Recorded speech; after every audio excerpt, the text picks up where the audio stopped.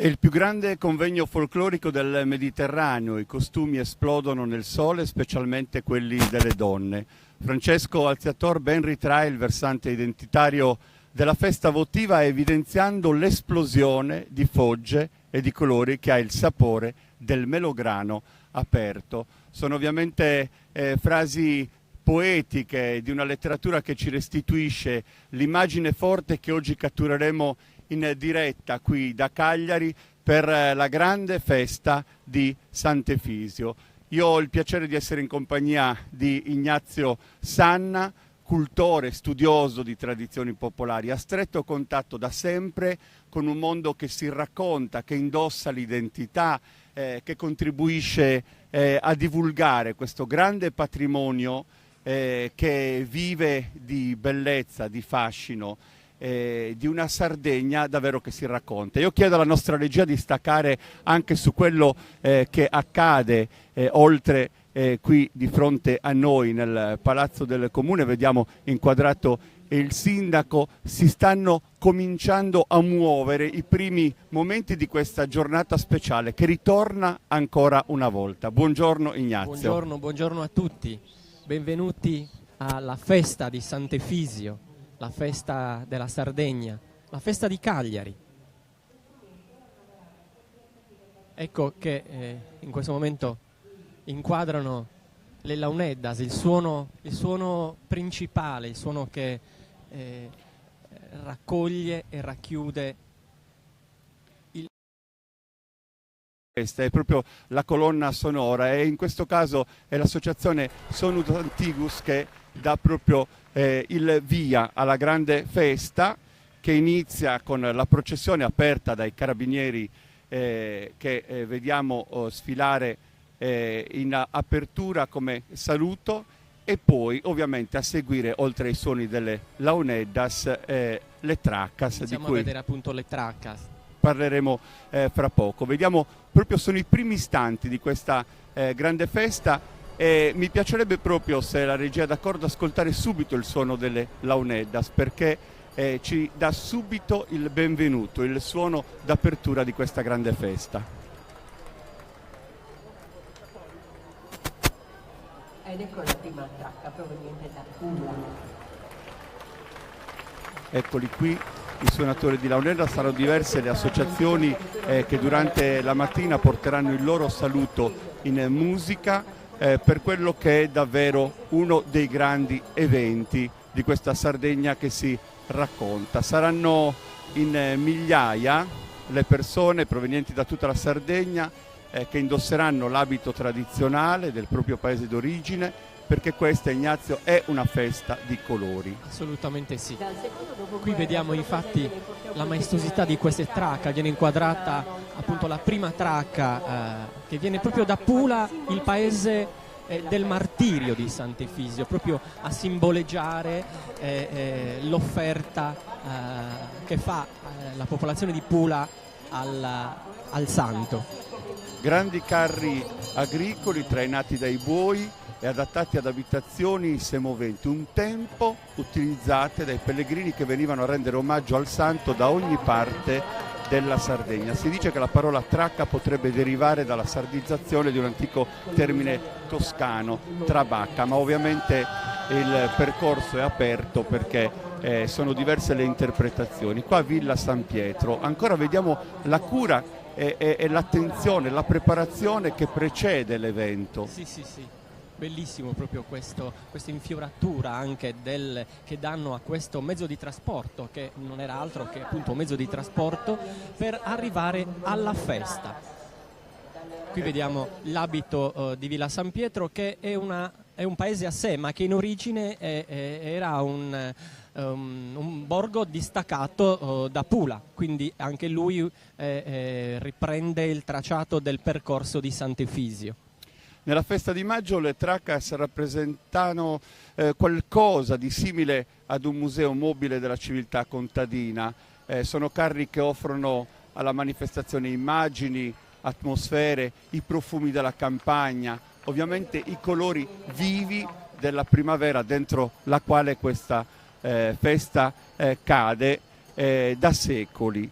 una festa importante che mette insieme fede e tradizione, cultura, ma anche festa di popolo, perché davvero Sant'Efisio è tutto questo, è molto forte la devozione di questa città e non solo per questo santo martire di cui tra poco racconteremo la storia. Racconteremo la gloria appunto di questo martire. È solo una la sfilata processionale, quella del 1° maggio cagliaritano, ma sono 1000 le immagini che cercheremo di catturare, di restituirvi. Ecco, vediamo qua già un primo assaggio di quello che dopo succederà quando parleremo di Ramadura, questo spargere i petali di fiori, quasi un preparare il cammino al passaggio del santo. Era proprio rendere onore, tappezzare proprio il terreno, perché doveva renderlo festoso appunto per il passaggio del santo.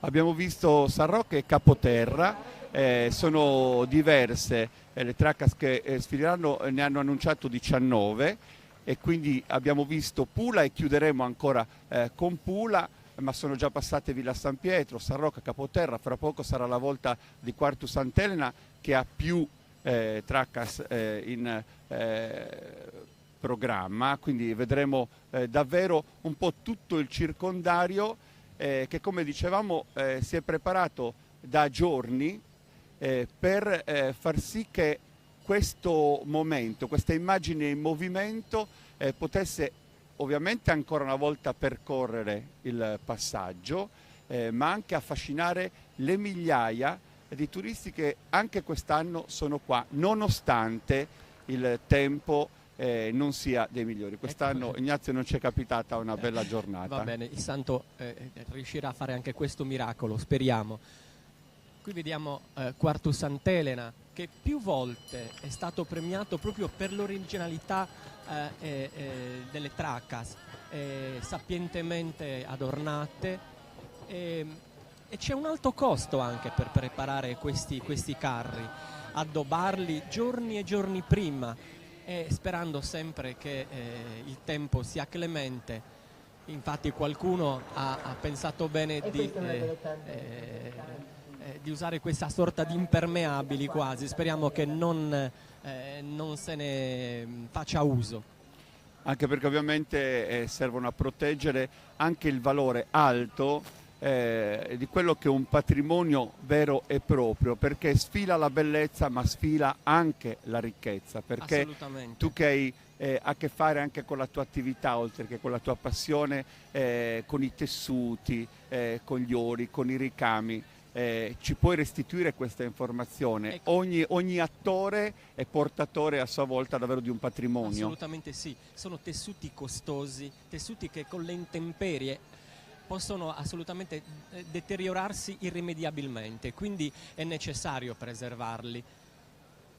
Ecco, continuiamo a vedere il passaggio delle Tracas. Dicevamo, è una sfilata processionale, è la festa anche e soprattutto di un silente corteo di migliaia di persone che si raccolgono in preghiera, e tra i suoni delle launedas e i canti processionali noi questa mattina assisteremo veramente a quello che appunto l'Alziator ha definito il più grande convegno folclorico del Mediterraneo. 4 giorni di singole tappe che legano un percorso religioso che rende gratitudine al santo che ha liberato la città dalla peste. Non è una sagra, per tanto tempo si è definita sagra, e ogni tanto ci sfuggirà questo termine quando ovviamente citeremo dei passaggi di scritti autorevoli che hanno lasciato ovviamente testimonianza nel tempo, ma è soprattutto una festa di fede e tradizione che ha il suo cuore a Stampace, dove dalle prime ore del mattino c'è un gran fermento. A mezzogiorno la statua lascia per la 362esima volta la sua chiesetta e il suo quartiere per scendere verso il mare di Nora. Dopo la messa dell'Alternos e con il suono delle campane il santo intraprende il suo pellegrinaggio in cammino verso il luogo del martirio, dal quale farà rientro la sera del 4 maggio. E possiamo già dire, Ignazio, che quella è una situazione più intima, è una visione più raccolta di questo percorso, ma per molti ancora più suggestiva. È più suggestiva vedere proprio la devozione che avviene proprio in quella notte, vedere le fiaccole, il fuoco che percorrono le strade di Cagliari, e già dal ponte di Giorgino vedere queste luci appunto che ritornano quasi riportando il santo nella sua chiesa, e lì l'abbraccio dei cagliaritani è molto molto più sentito. Il turista quasi è scomparso, e lì, ripeto, è un'emozione indescrivibile vedere il santo che ritorna sorridente, rendendo grazie appunto alla città di questo voto che gli è stato concesso. Ed è un abbraccio della città, del quartiere, della sua chiesa, della sua gente. Questo ritorno dopo i 4 giorni di cammino che, come vi dicevo, vi racconteremo. Abbiamo tutto il tempo, ma saranno davvero tanti i momenti da documentare. Ecco, vediamo questa immagine bellissima. Bellissime. Ancora bambini, ancora donne, ancora i buoi e ancora i tanti fiori, gli arazzi, i tappeti, tutto quello che serve per raccontare una Sardegna che torna dal passato, ma che vuole sottolineare appunto questa irruzione in città dei paesi del Campidano con intere famiglie in costume, su questi carri stracolmi anche di utensili della vita quotidiana, riccamente addobbati con coperte tessute a mano. Che erano quelli appunto che servivano per la permanenza in città, appunto per i festeggiamenti, dove venivano poi preparati lauti pranzi proprio per questa festa. Era una grande festa, ripeto, questi eventi per loro, per i campidanesi in primis. Ecco, stiamo facendo questo gioco di rimandi, di immagini che arrivano dal cuore di questa città. Ci sono delle navi da crociera, ospiti di Cagliari, quindi migliaia di turisti che arrivano dal mare per assistere all'evento, un evento meraviglioso che davvero ci regala emozioni, ci regala suggestioni. Ecco, se tu dovessi tornare con la mente un po' indietro nel tempo, qual è la prima immagine che ricordi di un Sant'Efisio da bambino, visto con gli occhi del bambino? Qui poi riviene anche l'emozione, perché per me Sant'Efisio ha un altro significato, oltre i festeggiamenti che possono essere quelli religiosi.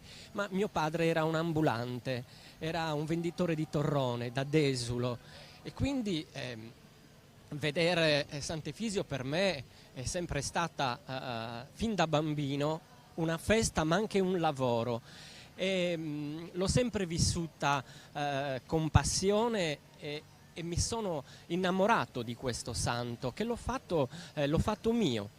Torniamo sempre con le immagini in diretta su via Roma e sul largo, perché non vogliamo perdere nemmeno un istante di questa grande festa che Alziator definiva anche con questa descrizione. Tutta la storia dell'isola è lì, scritta con gli ori e i colori, nel gusto delle donne che hanno nelle vene le virtù di Penelope, la saggezza di Eleonora e gli insospettati fascini di Circe, e aggiunge: c'è qualcosa di esplosivo nel rutilare colorato dei costumi, e viene da pensare allo spettacolo pirotecnico in un assurdo cielo diurno. Davvero mi piace sempre, Ignazio, andare a vedere come altri occhi, ecco, a proposito di questi sguardi, hanno documentato questa festa, come ce la raccontano, come ce la restituiscono. Certo. Vi prego, state il più possibile sulla festa. Capisco che ci sono anche degli stacchi pubblicitari che la regia generale manda, però deve essere la festa il documento di questo racconto. Continuiamo con altre tracas, con altre testimonianze. Qua vediamo ancora questo lancio di fiori, questo getto continuo che prelude, ecco, a Saramadura, che sarà proprio un aspetto ben particolare. Ecco, questa è una premessa di quello che accadrà, e cioè questo colorare il selciato di petali. Da queste bertulas in questo caso non esce fuori il grano, ma petali di rose, di fiori, proprio per tappezzare quello che era la terra. E qui si vedranno questa miriade di colori che veramente, quando passerà il santo, sarà proprio un tappetto quasi di grazie, di stelle, bellissimo da vedere. Abbiamo visto dopo Quartu Sant'Elena Elmas, Sinai, ancora Quartu Sant'Elena, Monserrato, e poi Guasila, Quartu Sant'Elena, ancora Settimo San Pietro, Domus Novas, ancora Quartu Sant'Elena, Mogoro in questo momento, e poi Quartucciu, e ancora Quartu Sant'Elena, Villa San Pietro e Pula. Mogoro mette in bella vista quello che è la sua tessitura, i tappeti, gli arazzi, famosissima appunto per queste bellezze. E infatti vediamo proprio il passaggio di Mogoro in questo momento, che precede quello di Quartucciu. Eccolo qua, infatti lo vediamo inquadrato in questo momento. Dicevamo soprattutto i paesi del Campidano, i paesi del circondario. Sì. Mi piace anche sottolineare che alcuni manufatti li riconosco come confezionati da me, e questo mi fa molto piacere. Qui vediamo ancora la tracca di Quartucciu, la bellezza di questi colori, i fiori.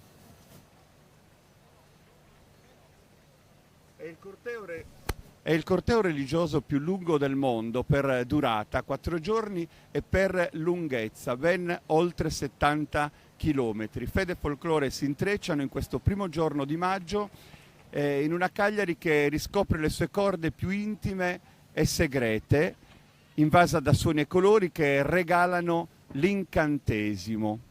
È suggestivo anche il rumore dei carri e degli zoccoli dei cavalli sul selciato dell'antico quartiere di Stampace, che tra poco avremo modo di ascoltare, di trasferirvi, così come è magico il canto delle launeddas che respira tra le melodie del tempo da più di 2600 anni, come documenta il bronzetto itifallico rinvenuto nel territorio di Itri. Abbiamo visto inquadrata Villa San Pietro, c'è questo gioco anche di rimandi della regia, dove nei diversi spazi si inquadrano ovviamente scene di questa cultura che si racconta, la cultura del popolo, la cultura animata dai colori, dai ricami, dagli inserti preziosi, dalla vita contadina, che ovviamente ancora una volta è simboleggiata da queste figure e da queste presenze. Ancora Villa San Pietro,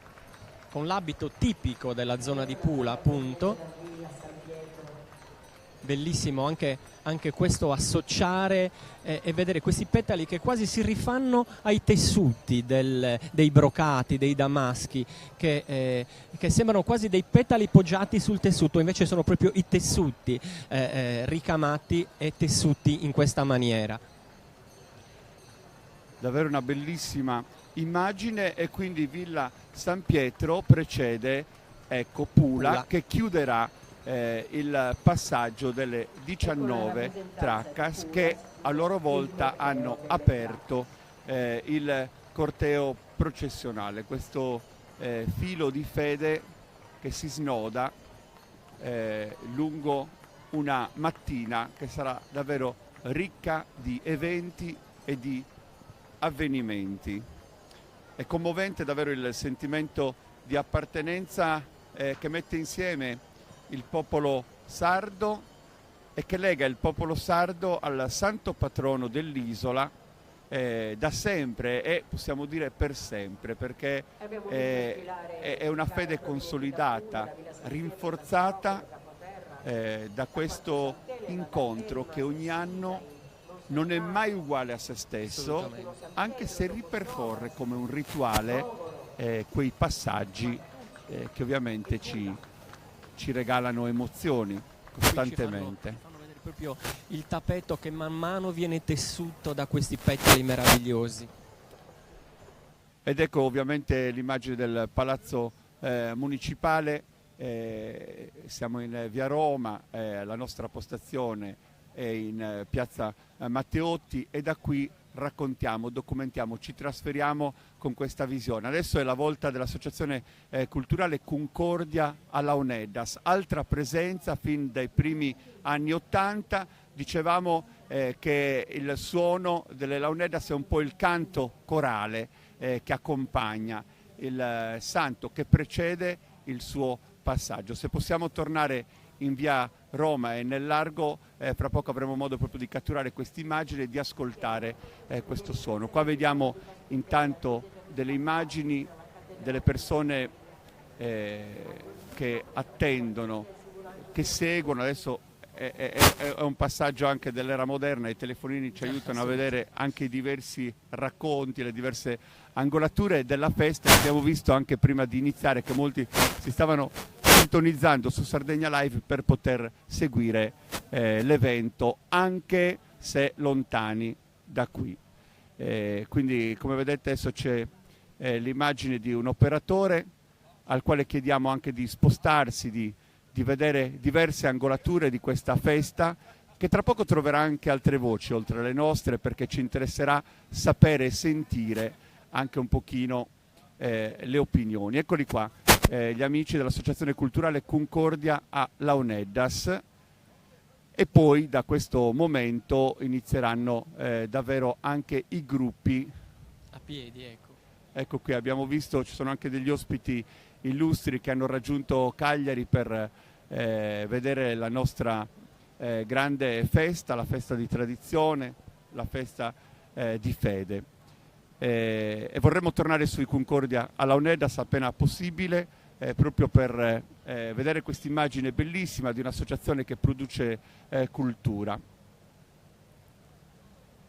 Ecco Abbiamo qua. visto dietro che già i primi gruppi a piedi con i padroni di casa, i cagliaritani, il gruppo folclorico Villanova di Cagliari con le sue paneteras, che presto ci delizieranno con i suoi colori, il rosso e il blu, che predomina quasi il colore del vessillo di Cagliari, il rosso e il blu. Qua vediamo ancora la gente in attesa, ovviamente il percorso segue per tappe il suo cammino. Ecco qua ancora un'immagine in primo piano dell'Associazione Culturale Concordia a Launeddas. Dicevamo tanti turisti, tanta gente ovviamente che ha preso posto nelle tribune fin dalle prime ore del mattino. Dicevi quartiere Villanova, il Cagliari, gruppo di bellissimo, Cagliari.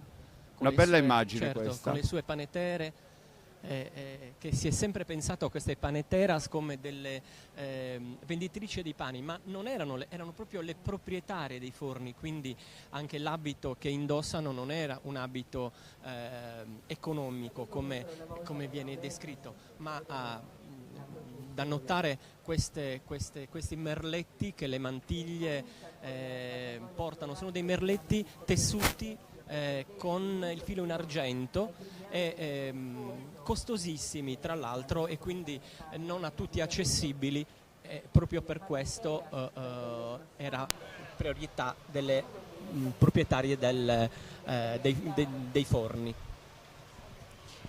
Ecco i Concordia Launeddas, li vediamo passare, stanno guadagnando il loro ingresso in via Roma. Possiamo ascoltare il suono delle Launeddas.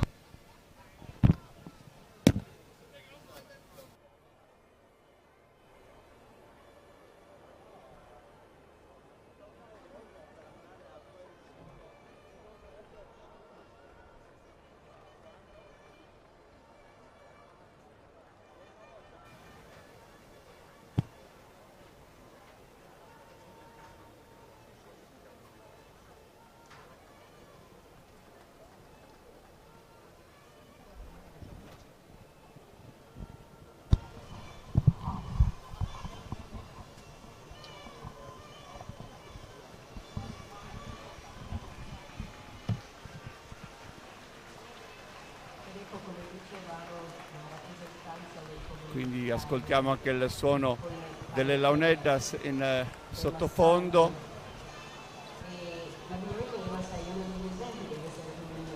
In attesa del passaggio dei diversi gruppi che arrivano dalla Sardegna. Ovviamente inizia a Cagliari, le case bianche sono solchi verdi di fogliame in mezzo, sono arrampicate a un colle di granito argilloso, le vie salgono erte dal mare e calano al mare precipitose. L'associazione Quartiere Villanova, che nasce nel 1976, prende il nome da uno dei 4 quartieri più antichi di Cagliari, ma il più recente dopo Castello, Marina e Stampace. Sempre molto attento nel mettere insieme le parti dell'abbigliamento tradizionale, nell'organizzare mostre interessanti, nell'approfondire gli aspetti della cultura popolare, devo dire anche grazie ad Antonello Piras e a tutta la squadra di amici, di appassionati che lo affianca. Quindi vedete davvero anche le diverse varianti che vanno a comporre l'abbigliamento tradizionale, vestiario di Cagliari. Le paneteras, arregateris, sono dei personaggi, macellai, avevano tutta una disposizione diversa per quanto riguarda l'abbigliamento. Ognuno con la sua corporazione aveva quasi una sorta di divisa che gli distingueva appunto per le mansioni lavorative. Adesso torniamo in via Roma, vediamo questa immagine molto bella dall'alto che ci regala davvero anche la compostezza, la scelta, ecco, di questa disposizione in tanti. Noi ogni tanto ci lasceremo sfuggire anche il termine attori della tradizione, perché in qualche modo si indossa un abito per rappresentare un'identità, per restituire al tempo questo passaggio. E che dopo Cagliari vede Giorgino, uno dei rioni marittimi di Cagliari, situato a ovest della laguna di Sant'Agilla, lungo la costa del Golfo degli Angeli. Il nome deriva dalla cappella di San Giorgio nella Villa Ballero, ove Sant'Efisio viene vestito con gli abiti di campagna in occasione della tradizionale festa. E poi Capoterra, che è un paese in controtendenza perché ha sempre un aumento demografico, ma a Capoterra c'è anche l'omaggio dei devoti di Sant'Efisio nel pomeriggio dopo la sosta a Giorgino. Per il cambio d'abito di mezzo di trasporto comincia il pellegrinaggio verso San Roque, passando per la Maddalena Spiaggia, dove riceve l'omaggio dei devoti di Capoterra, che in passato si chiamava Villa Sant'Efisio. E anche la parrocchiale dedicata appunto a Sant'Efisio, patrono appunto di Capoterra. Ed è questa prima disposizione di centri di provenienza, proprio il passaggio che il santo percorre prima di arrivare sul luogo del martirio. Infatti tra poco sarà anche la volta di San Roque con il gruppo Charac. E anche qui ovviamente è un paese che ci fa subito venire in mente questo binomio di industria e agricoltura che convive nel sud della Sardegna. E infatti, arrivando da Cagliari, immessa nel verde di un grande parco, troviamo Villa Dorri, che dal 1800 divenne la residenza estiva di Casa Savoia, e su invito del marchese di Villahermosa, e che conserva ancora oggi intatta la sua struttura architettonica, gli arredi, le sculture e i quadri dell'epoca appartenenti e appartenuti anche ai regnanti sabaudi. Quindi vedete, proprio i primi centri sono quelli che segnano l'itinerario del santo, il percorso verso Pula, che vediamo inquadrato in questo momento nella parte sud-occidentale dell'isola, la prima città della Sardegna, Nora, e lì è il luogo dell'esecuzione, dove è stata eretta una piccola chiesa. E qui è bello vedere l'immagine di Pula che viene a quasi prendere in custodia il santo e per 4 giorni portarlo nel luogo del martirio, quindi nel suo territorio. E anche Pula è molto attenta e devota a questo santo, e ci saranno delle funzioni meravigliose con la processione a mare che invito ad andare a vedere devozionalmente, perché anche lì proprio si gusta veramente la vera fede di questo santo guerriero. Il 5 maggio dell'anno 303 d.C. viene decapitato Anora, Efisio di Elia, capitano dell'esercito imperiale romano, invitato in Sardegna per combattere i cristiani, ed è qui che si converte alla nuova fede, decisione che gli sarà fatale. L'associazione folclorica Gruppo Folk Nora ovviamente ha rappresentato questo centro, che è il luogo destinatario di questo percorso, dove appunto la statua di Efisio sarà condotta e dal quale poi inizierà anche il percorso di rientro nella chiesa di Stampace.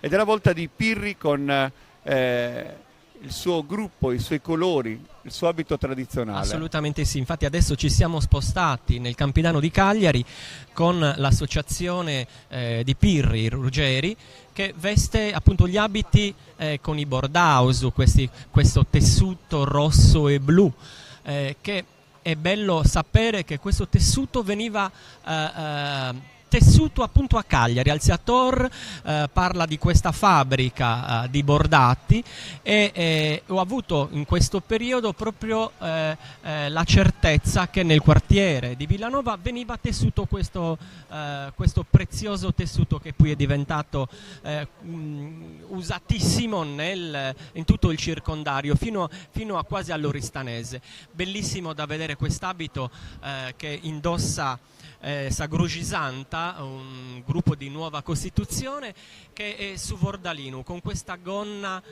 interamente di brocato verde, che apparteneva soltanto ad un ceto sociale altissimo, quindi se ne sono trovati pochissimi esemplari, proprio appunto per capire che anche un abito di gala non era per tutti. Si festeggia la Madonna della Difesa a Quartucciu, il cui culto venne introdotto dagli spagnoli.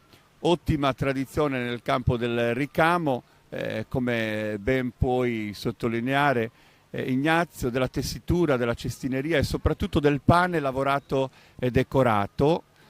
L'attuale Quartucciu si trova dove un tempo sorgeva Quarto Suso, chiamato anche Quarto Toto o Quartuscio, da cui prese il nome appunto il paese. Poi tante attrazioni come Sadomo e Sorcu, che è una delle tombe dei giganti più importanti e meglio conservate della Sardegna, si trova nel Monte dei Sette Fratelli. E poi è la volta di Elmas. Elmas annuncia il suo passaggio subito dopo Quartucciu, l'antica villa del Mas, un centro che sorge sulle rive della laguna di Sant'Agilla, una incerta etimologia del suo nome, ma in sardo campidanese viene chiamato Sumasu, da cui deriva il nome anche dei suoi abitanti masesi. È un comune autonomo Elmas dal 1990, frazione di Cagliari dal 1937, quando il regime fascista soppresse la sua indipendenza accorpandolo al capoluogo. E poi dopo Elmas dovrebbe essere la volta di Selargius. Se non sbaglio però sono state invitate entrambe le associazioni, perché mi diceva Ignazio che forse c'è qualche defezione, forse dovuta anche all'incertezza del tempo, che ha costretto alcune associazioni. Infatti in questo momento vedo Serrenti inquadrato e non Selargius come da scaletta. Quindi Serrenti, un centro del Medio Campidano ai confini tra la Tregenta, la Marmilla e il Campidano. Anche il costume di Serrenti attenta alla ricostruzione sulla base di alcuni antichi esemplari originali ricercati presso le famiglie del paese. Sì, adesso credo che sia la volta ancora di Serrenti. Sì. E con questi bellissimi grembiuli ricamati, sempre legone di bordato. Quella volta di Monserrato, anche in questo caso con su Fordalinu, che era un abito che distingueva i paesi di Pauli e Pauli Pirri, e soltanto a loro era dato questo privilegio appunto di indossare quest'abito. Monserrato, un centro pulsante dell'area metropolitana del capoluogo, Il nome Monserrato sostituì nel 1888 l'antica denominazione di Pauli Monserrato, ma ancora oggi per molti dei suoi abitanti resta l'antica villa di Paulis. E Monserrato viene dato proprio in concomitanza che è veneratissima la Madonna del Montserrat, e quindi hanno voluto appunto dedicare il nome sotto l'invocazione appunto di Maria Santissima, Vergine del Montserrat. Qui è la volta del gruppo folcloristico Cultura Popolare appunto di Monserrato, che veste le diverse tipologie, dagli abiti del Settecento all'800. Anche loro hanno avuto questa ricerca, hanno fatto questa ricerca appunto dell'abbigliamento popolare, cercando di vestire tutte le tipologie che erano presenti nel territorio. È a Monserrato che nel 1924 nasce la prima cantina sociale della Sardegna. Da Monserrato a Settimo San Pietro, centri non distanti e tra l'altro divisi da Cagliari da circa 13 km, parlo di Settimo San Pietro.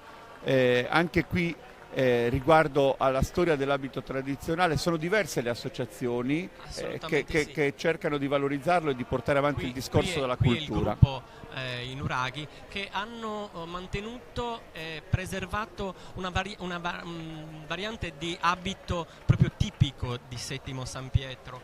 Per i profani anche notare una gonna di bordato può essere considerata uguale a tutti, però in questo caso Settimo veste la gonna sintrevedata, che è proprio tipica di Settimo San Pietro e distingueva appunto il paese.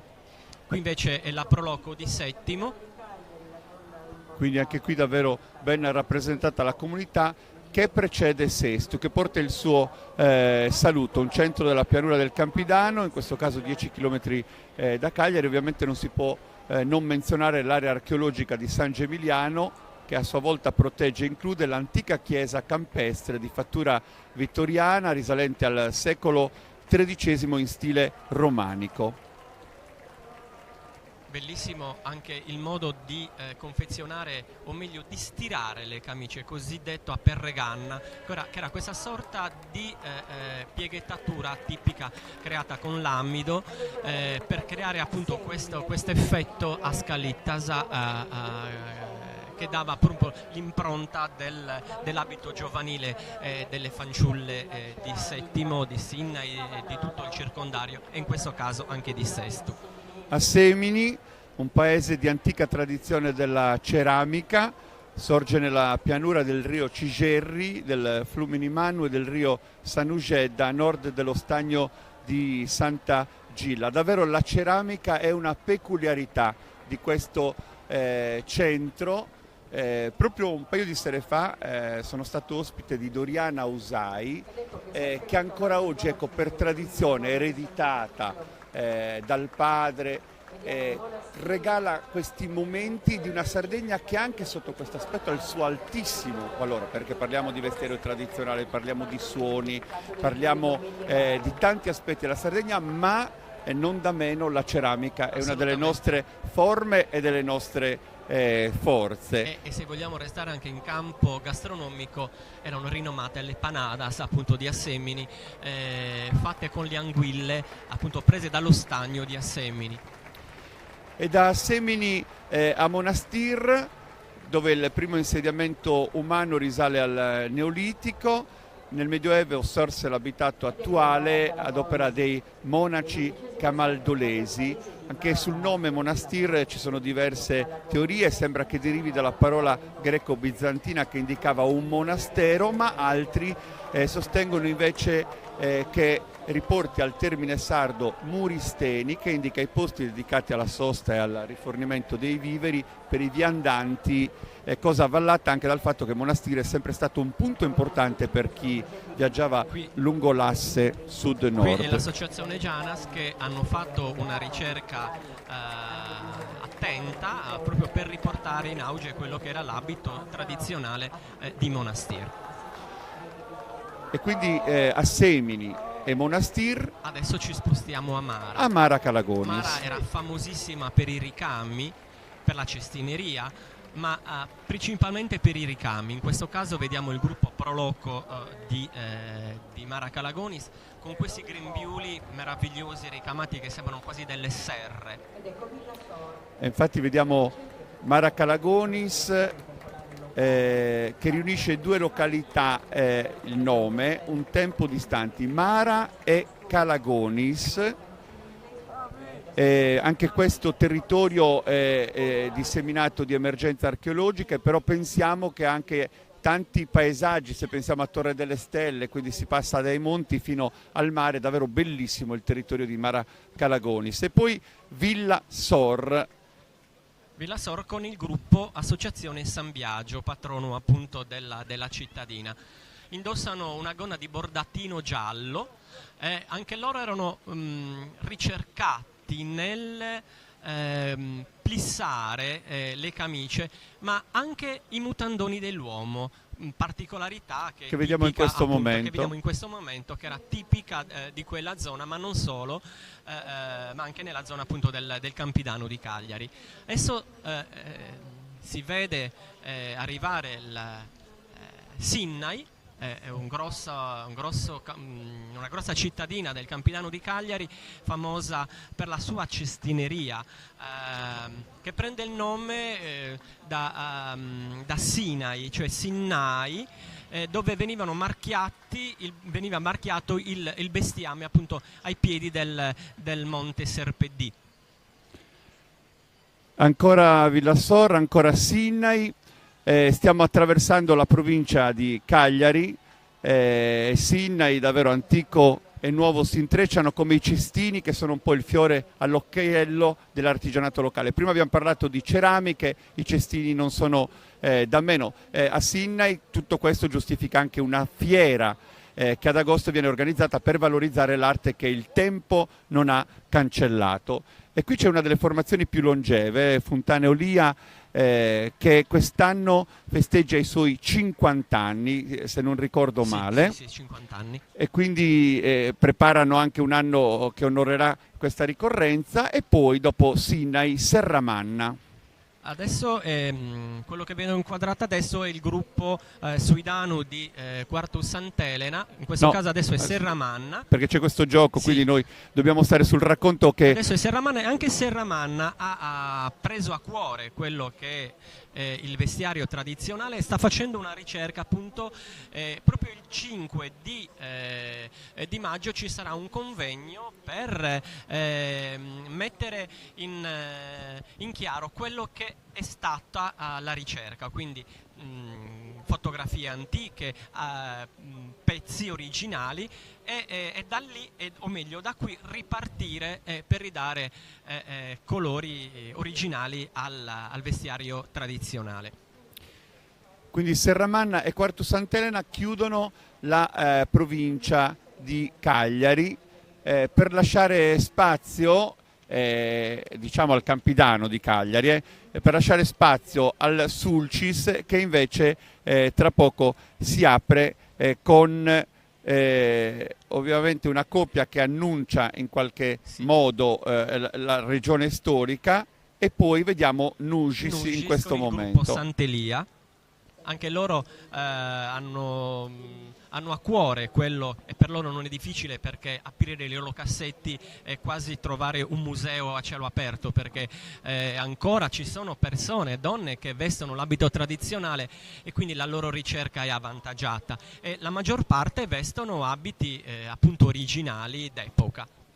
Nugis è un centro del Sulcis e sorge ai piedi del Monte Tamara, etimologia luogo degli alberi di noce. C'è questa chiesa così particolare, risalente all'epoca bizantina, che è uno degli edifici sacri paleocristiani di maggiore interesse. E poi Porto Scuso, che si trova nella costa sud-occidentale della Sardegna, e ovviamente c'è questa torre che è un po' il simbolo della nascita di Porto Scuso, che si innalza da secoli su uno sperone roccioso e domina tutto il golfo circostante.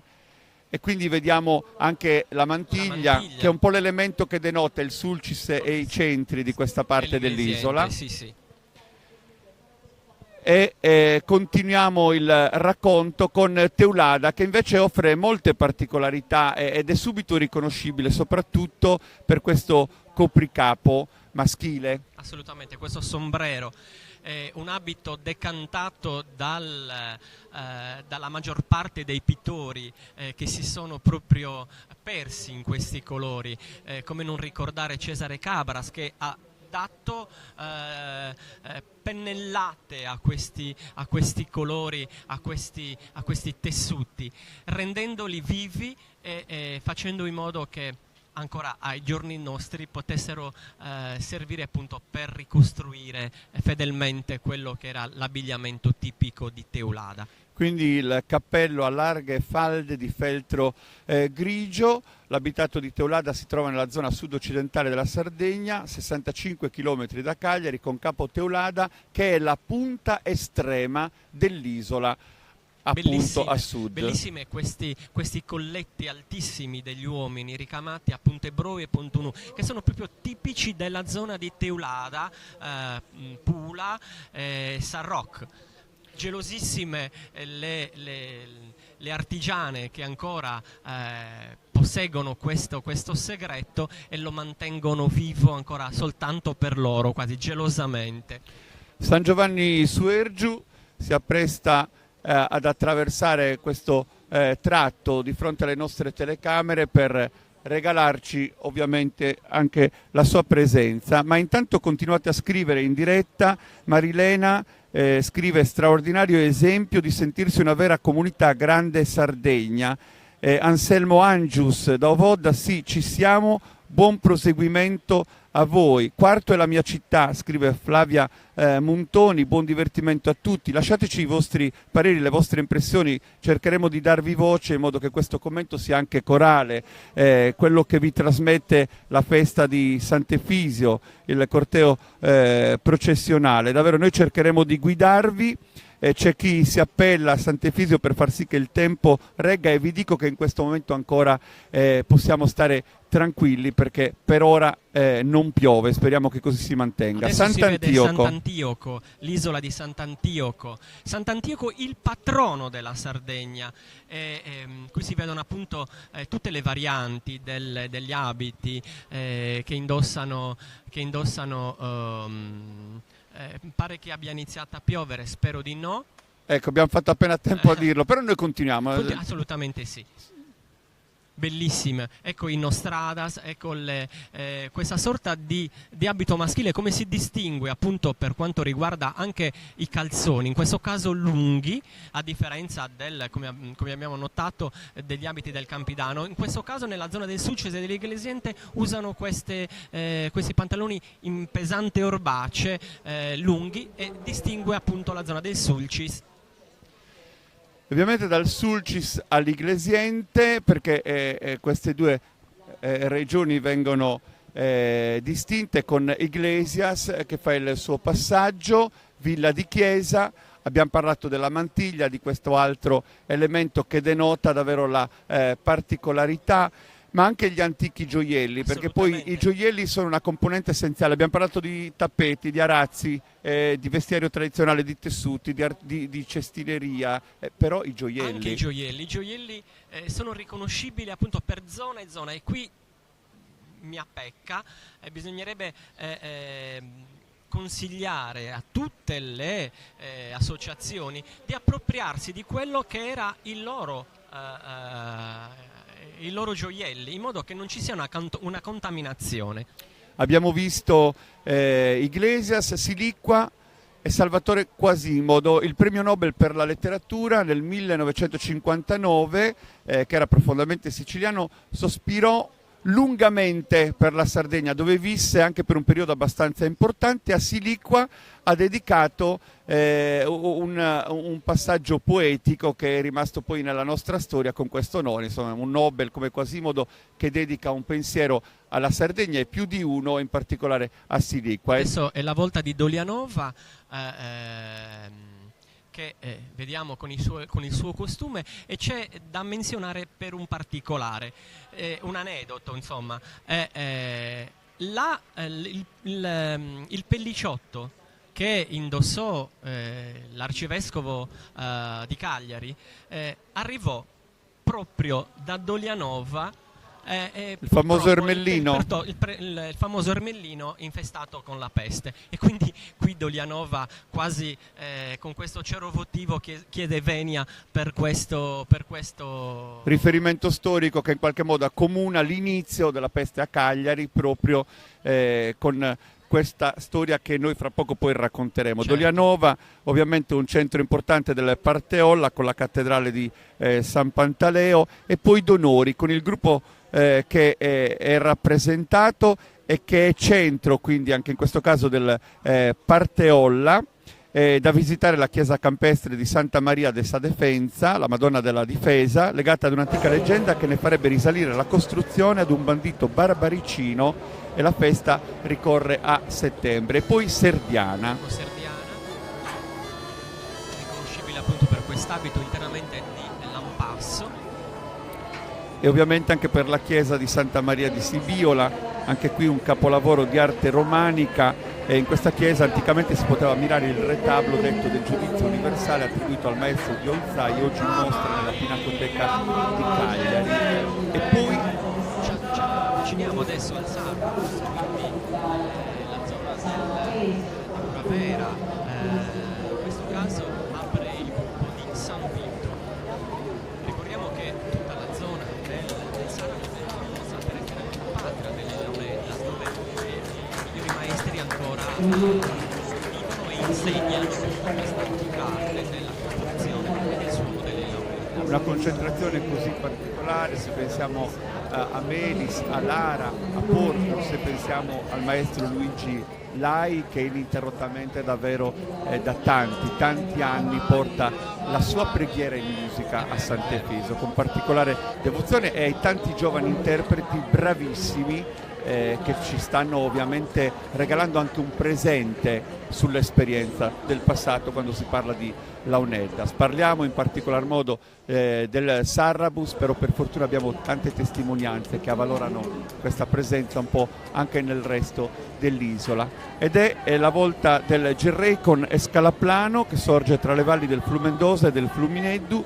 E possiamo dire una cosa, Ignazio, una considerazione generale: man mano che ci spostiamo anche nelle varie regioni storiche, questo viaggio che stiamo attraversando, vediamo come è notevole anche la differenza dell'abito tradizionale. Marca anche questa un'identità, il territorio differenzia spesso. Assolutamente, infatti molti arbitrariamente dicono questo è il mio costume e noi abbiamo questi tessuti, mentre invece tutta una zona è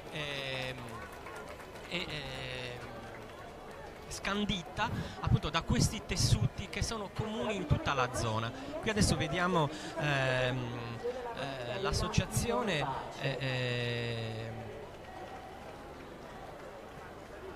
un po'. Sì, perché c'è un rimando costante perché molti gruppi non hanno di telecamere. Non hanno sfilato, e quindi ci troviamo una lista. No, praticamente San Salvatore per Scalaprano, Villa Salto invece Associazione ecco, San Cristoforo, sì, perché abbiamo diverse ancora prima, Santa Barbara per San Vito, quindi per Scalaplano ti riferivi all'Associazione San Salvatore, San Cristoforo per Villa Salto. Villa Salto, ovviamente qua si parla di Santa Barbara. Sono dedicate in Sardegna ben 81 chiese che sono state censite da un sacerdote proprio di Villa Salto, Don Luigi Melis, nel suo bellissimo libro. Villa Salto è particolarmente devota a questa santa, tant'è che festeggia 2 volte e ci sono queste celebrazioni importantissime, accompagnate ovviamente anche dai festeggiamenti civili, dal Gerrei alla Tregenta, con Gua Maggiore, Associazione Fisio Vincenzo Melis, ed è qua appunto parliamo della Tregenta, le falde del Monte Saturno di San Giovanni, sorge Gua Maggiore. Questo territorio è ricco di nuraghi, se ne contano ben 25, è bellissima la chiesa di San Pietro al centro dell'abitato. E dopo Gua Maggiore sarà la volta di Siurgus Donigala, altro centro dell'Alta Marmilla. Su Nuragi è un nuraghe ben conservato che ha sede all'interno dell'abitato e riunisce Siurgus e Donigala. famosa per la sua chiesa, appunto, della Madonna del Monserrate, veneratissima in tutta la zona, con una festa magnifica che richiama dei fedeli da tutta la zona e non solo.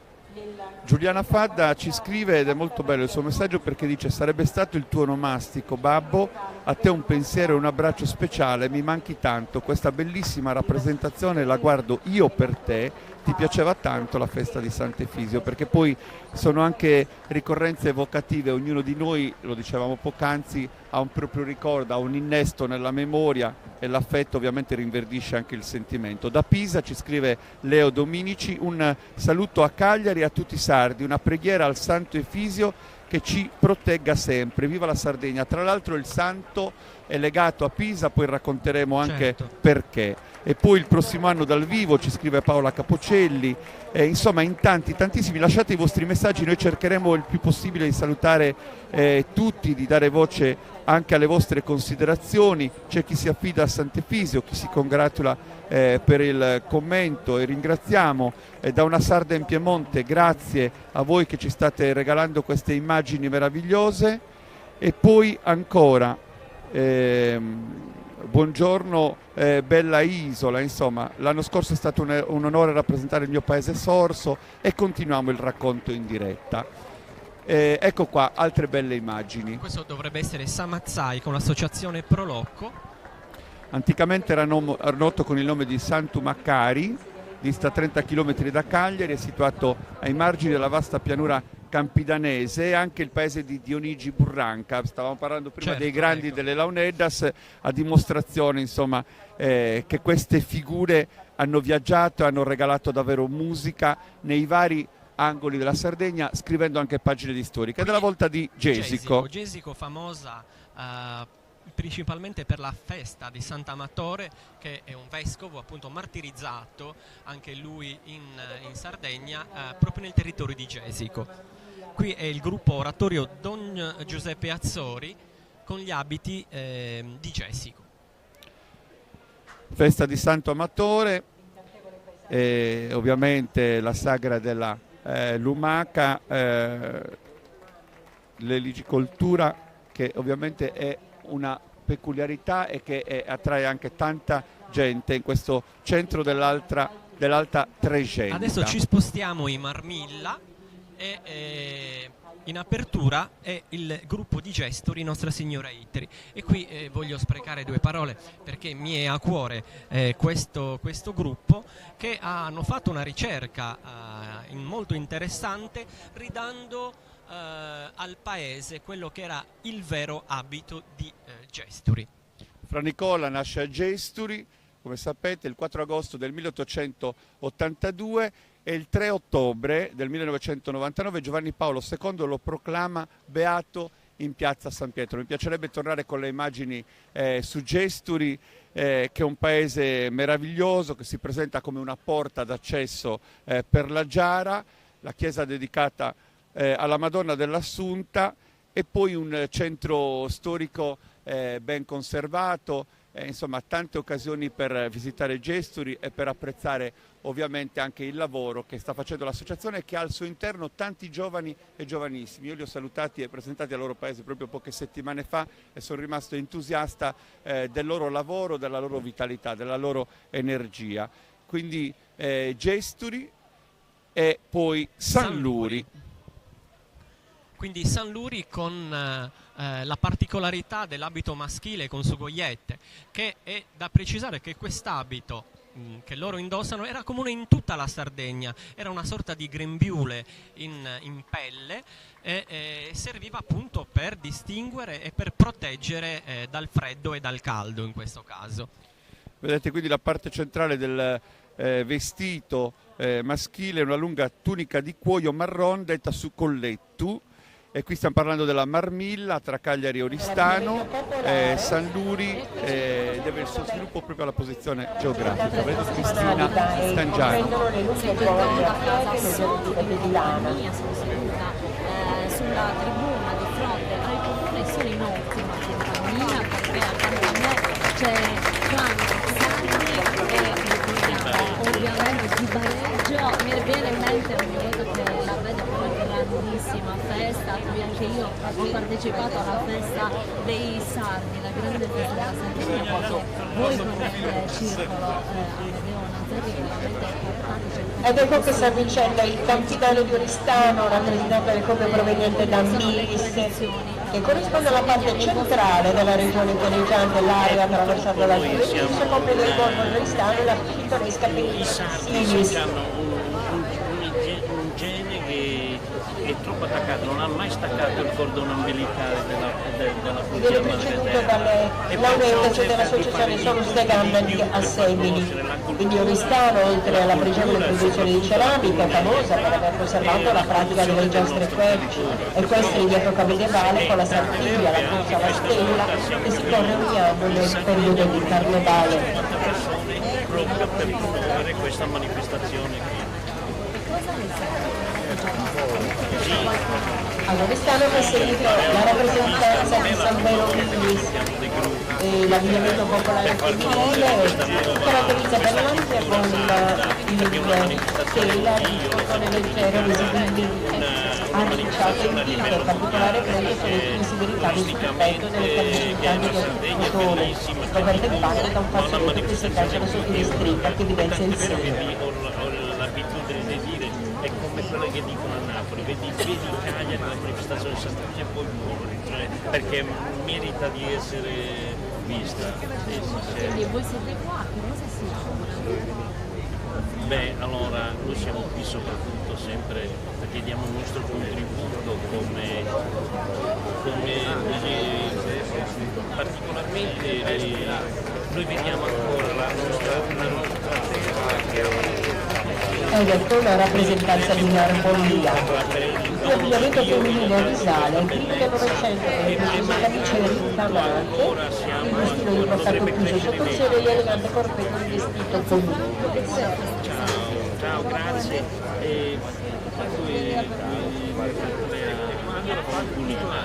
Paolo, Allora, sì, Paolo. Però comunque di tutto il gruppo abbiamo partecipato alle persone, quindi come sta andando? Sta andando benissimo, è la prima volta che vedo la manifestazione di Sant'Efisio. E quindi la volta della regione storica del Gulcer rappresentando era proprio proveniente dal comune di Paovilagro, la subregione storica e geografica della Sardegna centrale, situata nell'Alto di Staiese, alla sinistra del Non avevo mai visto Vittorino, questo è importante. e della regione storica del Gulcer appartiene la parte Ghilarza, la numerose tipologie dell'abbigliamento tradizionale spiccano in modo particolare le ricostruzioni del Settecento e dell'Ottocento, al copricapo femminile, costituiti da sultadore in mussola bianca, si pone sul mucatore manto in raso. Dai, quei cavalli.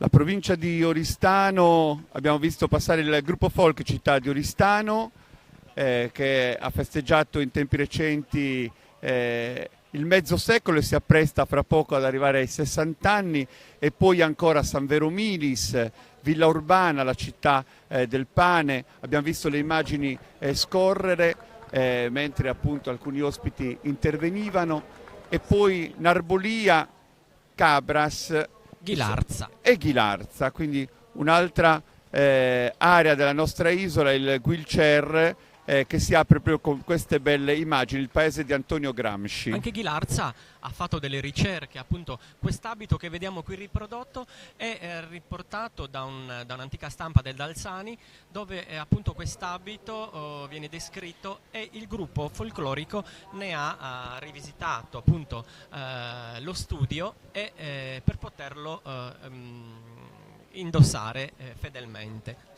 La chiesa romanica di San Pietro, nella frazione di Zuri, le bellissime emergenze, la casa museo di Antonio Gramsci, insomma Ghilarza davvero è un gioiello, ed è importantissimo il lavoro che fanno le associazioni di Ghilarza per mantenere viva la cultura popolare. E poi Sedilo, l'Ardia di San Costantino, una delle sagre più importanti della Sardegna, che si svolge nell'omonimo santuario a pochi passi dall'abitato di Sedilo, anche qui tra due ali di folla, i cavalieri sedilesi che sfidano il pericolo sempre in agguato dall'inizio fino al termine della corsa, che la rende affascinante e coinvolgente, ed è particolare la devozione dei sedilesi per Sant'Antino e per come vivono questo evento unico e meraviglioso a luglio. Vi raccomandiamo tutti di raggiungere ancora una volta Sedilo per vivere davvero il brivido di un'emozione importantissima. Qui come non notare il bellissimo abito di Busacchi, il Busacchi Bella Mia. Indossano la maggior parte tutti abiti originali, dove ancora ci sono forse una decina di anziane che indossano l'abito quotidianamente. Ed è davvero un museo vivente quello che Busacchi non solo conserva, ma rivive in ogni occasione anche attraverso l'operato importante di questa associazione. Si parla di un censimento di 6-7 mila abiti tradizionali, c'è addirittura un museo per la lavorazione del lino e del costume che giustifica quindi proprio l'amore e l'importanza che ha il vestiario tradizionale per questa comunità. C'è una frase bellissima: si riconoscono le ragazze di Busacchi dal biancheggiare dei loro inconfondibili copricapi di candida tela. Il costume da sposa invece reca un ampio finissimo velo ricamato. Ogni volta la cronaca sottolinea sempre l'evento, perché la presenza di Busacchi porta subito ammirazione. Un'altra particolarità dell'abito da lutto, che in questo caso non usa il nero, ma questo arancio, un copricapo arancio proprio per indicare la vedovanza.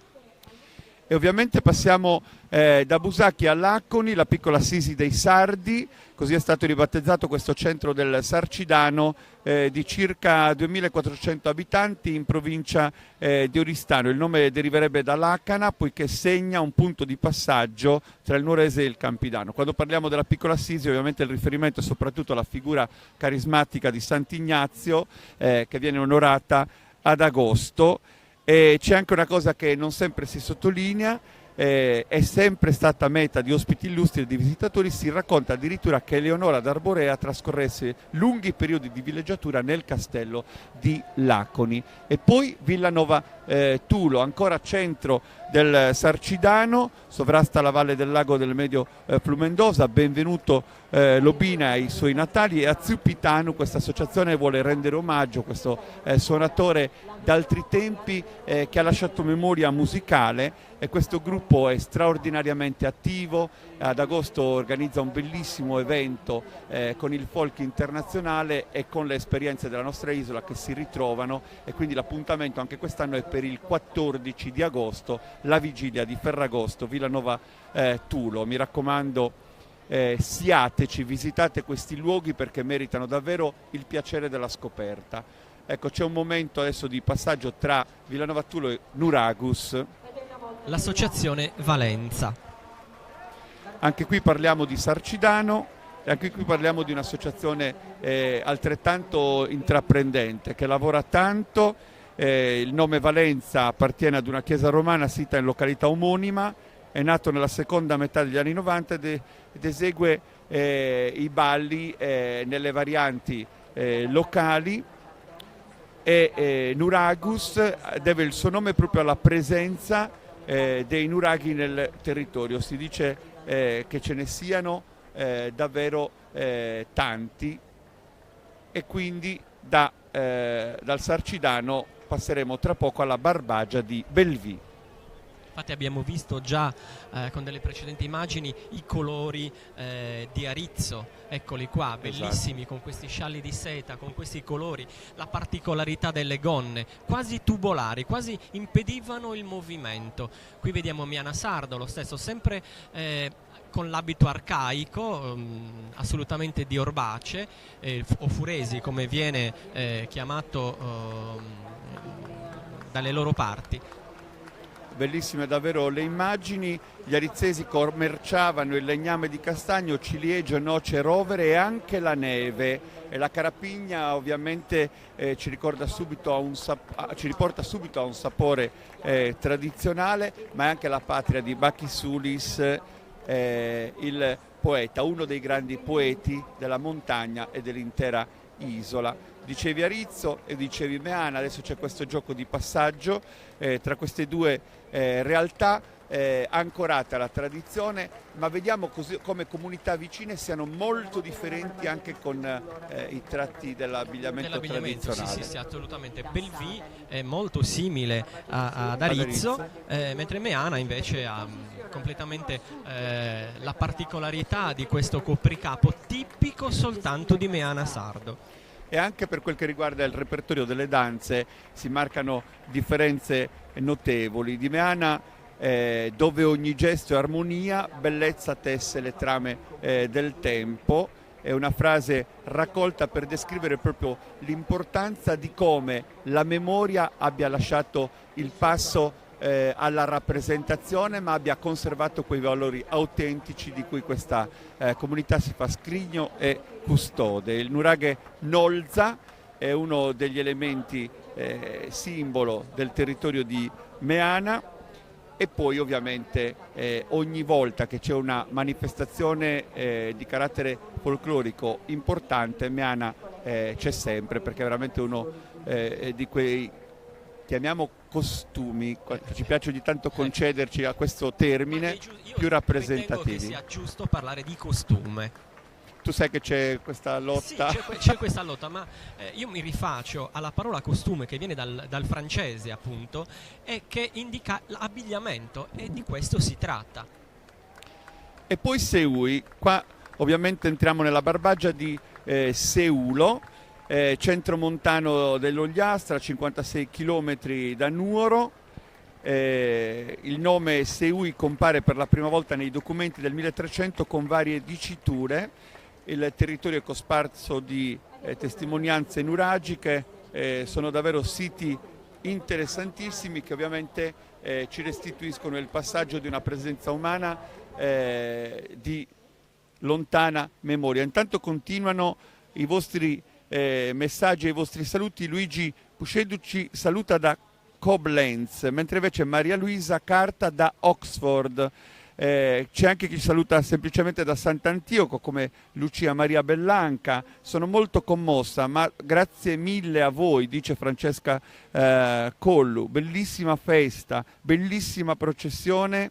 Saluti da un villagrandese che abita in Gallura. Insomma, teniamo anche questo contatto con chi segue la nostra diretta e ci fa veramente molto piacere. Adesso vediamo avanzare l'associazione folclorica Sant'Antone su Fogo di Esterzili. Anche Esterzili ha valorizzato il suo abito con la ricerca che si è fatta nel luglio scorso, proprio evidenziando quello che era l'abbigliamento popolare del paese, quindi riscoprendo ogni particolare che era andato in disuso proprio a colpa di questa folclorizzazione che ha causato, ripeto, danni al vestiario, ma in questo caso l'associazione ha voluto ridare lustro al suo abbigliamento popolare.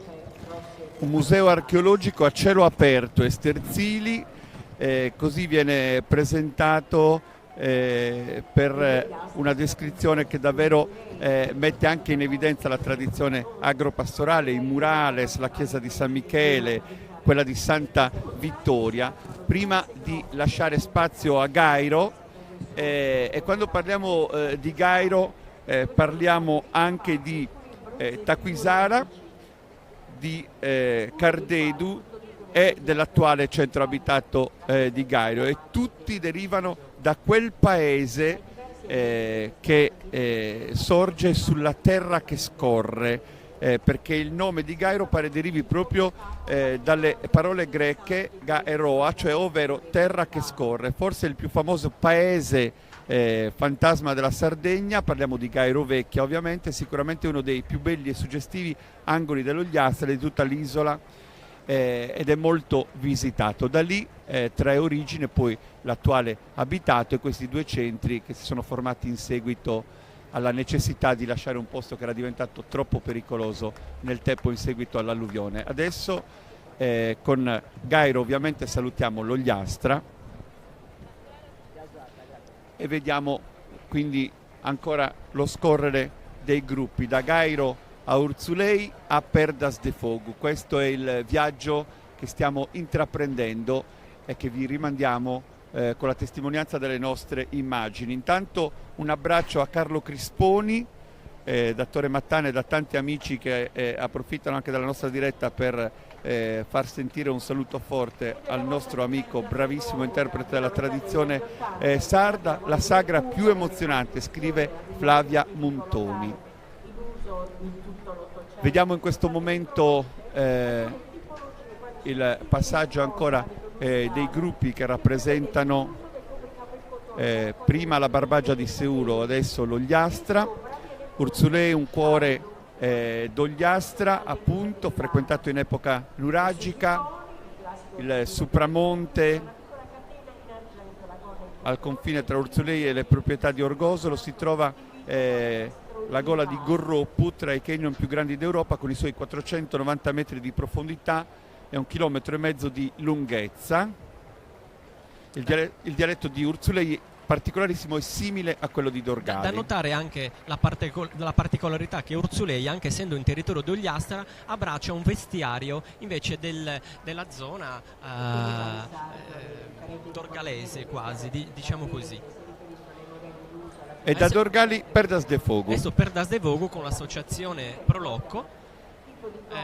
Perdas de Fogo porta questi abiti tipici appunto dell'Ogliastra, comuni ancora in tutta la zona, con questo verde e con questi bellissimi scialli ricamati in tibè marron. Adesso è la volta di Barisardo con l'associazione Nostra Signora di Monserrato. Anche loro, il gruppo Nostra Signora di Monserrato, ha fatto una ricerca attenta per quanto riguarda l'abbigliamento tipico, e domenica scorsa, si è svolta un interessante convegno appunto per riproporre quello che era l'abito antico andato in disuso. Quello che vediamo adesso avanzare è una ricostruzione fedele dell'abito del Gessa, una stampa che abbiamo trovato al Museo Etnografico di Nuoro, e si è studiato appunto perché potesse anche questa variante poter far parte di questo bellissimo paese di Barisardo. La Beata Vergine di Monserrato è anche il nome della chiesa ricca di marmi, che conserva lo splendido campanile e opere d'arte come la Sacra Famiglia dipinta da un maestro della scuola di Raffaello, e poi la Torre Saracena, eretta a difesa dalle incursioni piratesche nel XVI secolo per decreto del re di Spagna. È una costruzione troncoconica che è un po' uno dei simboli di Barisardo e dell'Ogliastra più a riva, più delle coste. Il Mandrolisai fa seguito a Barisardo e si apre con Desulo e Samugheo, quindi due centri interessanti e non da meno sorgono. Quindi questa è la terna annunciata che tra poco vedremo sfilare, e vediamo quindi ancora questi giochi. Ecco qua Desulo. Dicevamo prima, Ignazio, che tu hai queste origini, una citazione dove dice: ora è la volta delle donne di Desulo, scriveva Pietro Pancrazzi nel commentare un passaggio in processione. Queste donne hanno osservato tutto il loro costume, e uniche forse in Sardegna lo indossano fin da piccine. Per esso le bimbe acquistano un buffo sussiego da comarine, mentre le adulte ne sono ringiovanite, specie per l'allegria delle cuffie colore scarlatto con guarnizioni di azzurro e di giallo. Desulo è un paesino che in Sardegna fa macchia, resta da parte come un garofano dentro un mazzo di cardi. Ovviamente vorrei dire qualcosa di Desulo. Assolutamente sì, come non riconoscere questo colore, questo rosso che dà subito un'impronta di antico. Il rosso predomina appunto su questo colore, su questi tessuti con i ricami riconoscibili, la famosa cuffietta su Guguddu di Desulo. Qui vediamo anche riprodotto quello che era l'antica devozione del paese, le priorisse, una delle associazioni che ancora sono molto molto vive in paese, e nelle loro feste sono sempre le più presenti. E infatti continuavo a vedere Desulo che porta sempre lo spettacolo della tradizione, una cultura viva come i colori che appunto abbiamo messo in evidenza, ma che queste immagini ci restituiscono. Pier Giorgio Finulli scrive: da bresciano, con casa a Porto Alabe Tres Nuraghes, ammiro moltissimo il vostro attaccamento alle tradizioni che vi fa onore. Ed è la volta di Samugheo, altro abito, altro vestiario, altro costume particolarmente amato. Ovviamente oltre all'abito tradizionale di Samugheo ci piace pensare alle danze particolari, Sorrosciada, Sadanza, ci piace pensare al carnevale con i Mamuzzones, ci piace pensare soprattutto all'arte tessile di questo centro tra i più belli dell'isola. E non tralasciare il famoso modo di incorniciare il viso per le donne di Samugheo. Questo è il gruppo della Prolocco, che anche loro hanno fatto uno studio per ridare il movimento necessario all'abbigliamento. È sempre viva la memoria Samugheo, un filo che ricostruisce la lunga storia nell'alta valle del Tirso e che affonda le radici in un passato che appare remoto e bellissimo nello stesso tempo. Un'immagine meravigliosa invece è quella che ci offre Sorgono. Ecco Sorgono, graziosamente annidata tra i pendii boscosi di rimpetto, magica piccola città, termine e ganglio di tutte le strade dell'interno dell'isola, graziosa Sorgono. Bellissima. Vediamo appunto questa immagine devozionale di queste donne che portano la candela. Sorgono davvero è questo centro immerso nel verde, bisogna riconoscere ad Antonio e a tutto il suo gruppo questo lavoro attento che hanno incentivato negli anni per dare un rigore e un'eleganza insieme a quello che è il loro racconto di una tradizione che hanno non solo conservato ma anche protetto, perché Sorgono in quell'area dove io abito è quello che ha fatto anche dei passi in avanti nell'essere un centro con tanti presidi, per cui poteva in qualche modo anche un po' perdere il senso di comunità di paese. Invece questa associazione ha lavorato in senso contrario, così come anche chi ha preceduto loro, tenendo sempre vivo il rispetto per le tradizioni, e lo vediamo anche con l'eleganza che accompagna. E questo ovviamente è Ovodda. Ovodda è il mio paese, potrei dire tante cose, mi limito anche qui a mettere in evidenza davvero il lavoro che in questo caso il gruppo Orocole conduce da tanti anni. Qui stiamo parlando del paese del pane, del granito e dei dolci, parliamo di un carnevale unico come quello del mercoledì delle ceneri, e parliamo davvero di una bella storia che questa associazione e le altre associazioni del mio paese cercano, come abbiamo detto anche per Sorgono e per altri paesi, di conservare, proteggere e portare avanti con rispetto. Bellissimo. Abbiamo visto Orgosolo, un accenno di Orgosolo, era un'immagine che ci è apparsa, adesso però arriverà perché c'è questo gioco di telecamere che rimandano avanti e indietro. Bellissima questa immagine della ragazza che tiene il gagliardetto di Orgosolo, che è l'immagine di Antonia Mesina, la beata di Orgosolo, appunto, che vestiva questi abiti da giovanetta.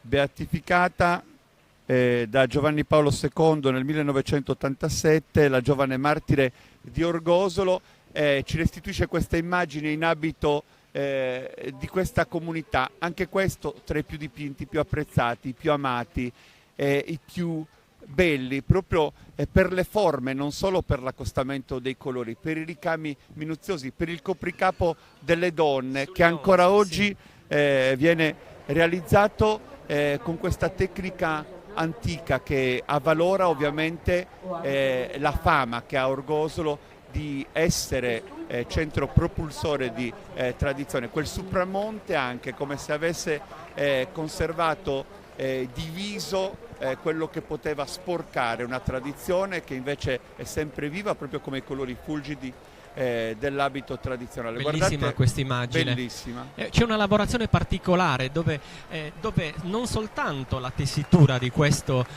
copricapo, ma anche l'allevamento dei bachi da seta fino ad arrivare appunto alla realizzazione di questi manufatti. E qui voglio ricordare Maria Corda, che è stata menzionata con un premio Manos de Oro dato dal gruppo folclorico di Itiricanedo. Orgosolo, arcana, bellezza. Quindi il velo è nella vostra tradizione, dice una donna, ma quando lo mettono le donne musulmane viene combattuto. È un'affermazione della signora Lafritis. Poi stupendo, dice Pino Sbaraglia, buongiorno a tutti da Basilea, e ancora saluti da Genova, e ancora tanto dibattito anche. Poi buonadì a tutti os amigos della Svizzera, saluri. Quindi abbiamo anche insomma amici che ci guardano da diverse parti d'Europa e anche dal resto del mondo, e ci fa molto piacere perché oggi questi canali streaming consentono di portare questa festa ovunque. Ancora le Launeddas abbiamo visto inquadrate nella loro coralità per proseguire il racconto e continuare. Quindi sono diverse anche le associazioni di suonatori di Launeddas, Nodas Antigas, abbiamo visto i concordi da Launeddas, e sono ancora Sono de Canna, diverse, poi le saluteremo tutte nel proseguio del nostro racconto. E ovviamente si annuncia con Nuoro, Dorgali, Bitti e Oliena il prossimo passaggio, Sarule, il Montiferru, ancora Bolotana. Ci sono alcuni gruppi, ve lo diciamo già, anzi lo ribadiamo, che hanno preferito non partecipare a questo evento per paura della pioggia che veniva data insistente, e che fino ad ora invece devo dire ha dato una tregua e una clemenza. Sant'Efiso è stato clemente. Qui vediamo Cuglieri, per cui noi adesso commentiamo quello che vediamo al di là di quello che ci aveva preparato il programma degli interventi. Cuglieri con l'associazione Amsicora. Anche Cuglieri ha in atto una ricerca per quanto riguarda l'abbigliamento, ci sono ancora delle varianti che presto saranno presentate. Ovviamente Cuglieri arte e storia e racconto, vediamo qua queste immagini che ovviamente vedono il passaggio dell'associazione di questo centro anticamente conosciuto come Gurulis Nova durante il periodo della dominazione romana in Sardegna, e nel suo territorio si trovano i resti della città fenicio-punica di Cornus, che fu il centro principale della rivolta antiromana di Ansicora durante la seconda guerra punica. Dopo Cuglieri è previsto il passaggio del Goceano, rispettato con la presenza di Benetutti. Vediamo qua Benetutti. Sascomare de Santo Giovanne. Qualcuno le invocava prima, diceva ma non sono ancora passate, eccole qua. Eccole. Sono arrivate adesso a rappresentare anche la loro regione storica.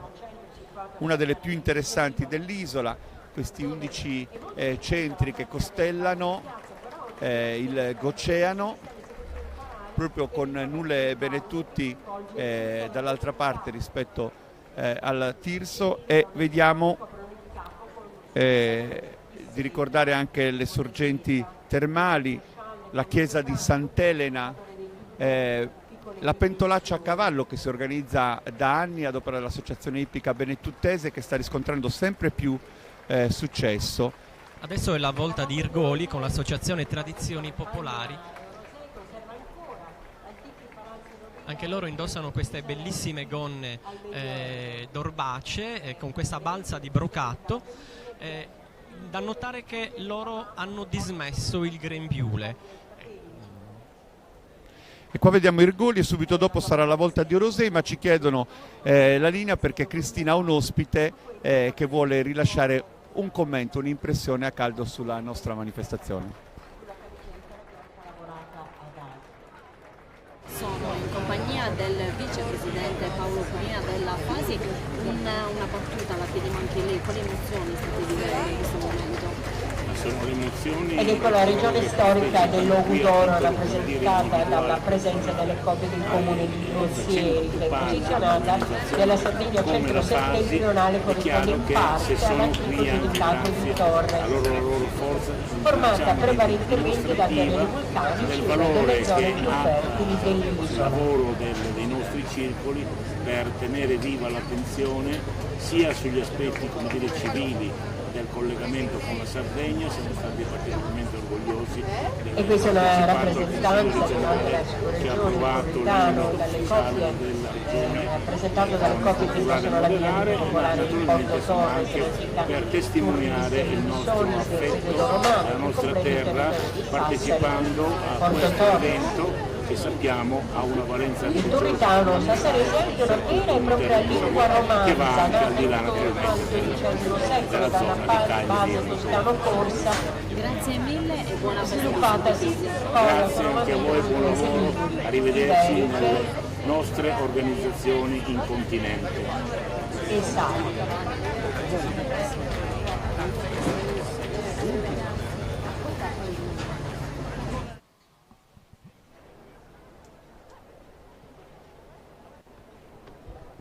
Eccoci a Dorgali, quindi altro passaggio di quest'isola meravigliosa. Anche Dorgali, devo dire, rispetta tanto le tradizioni, anche con le sue particolarità, l'arte orafa, i gioielli.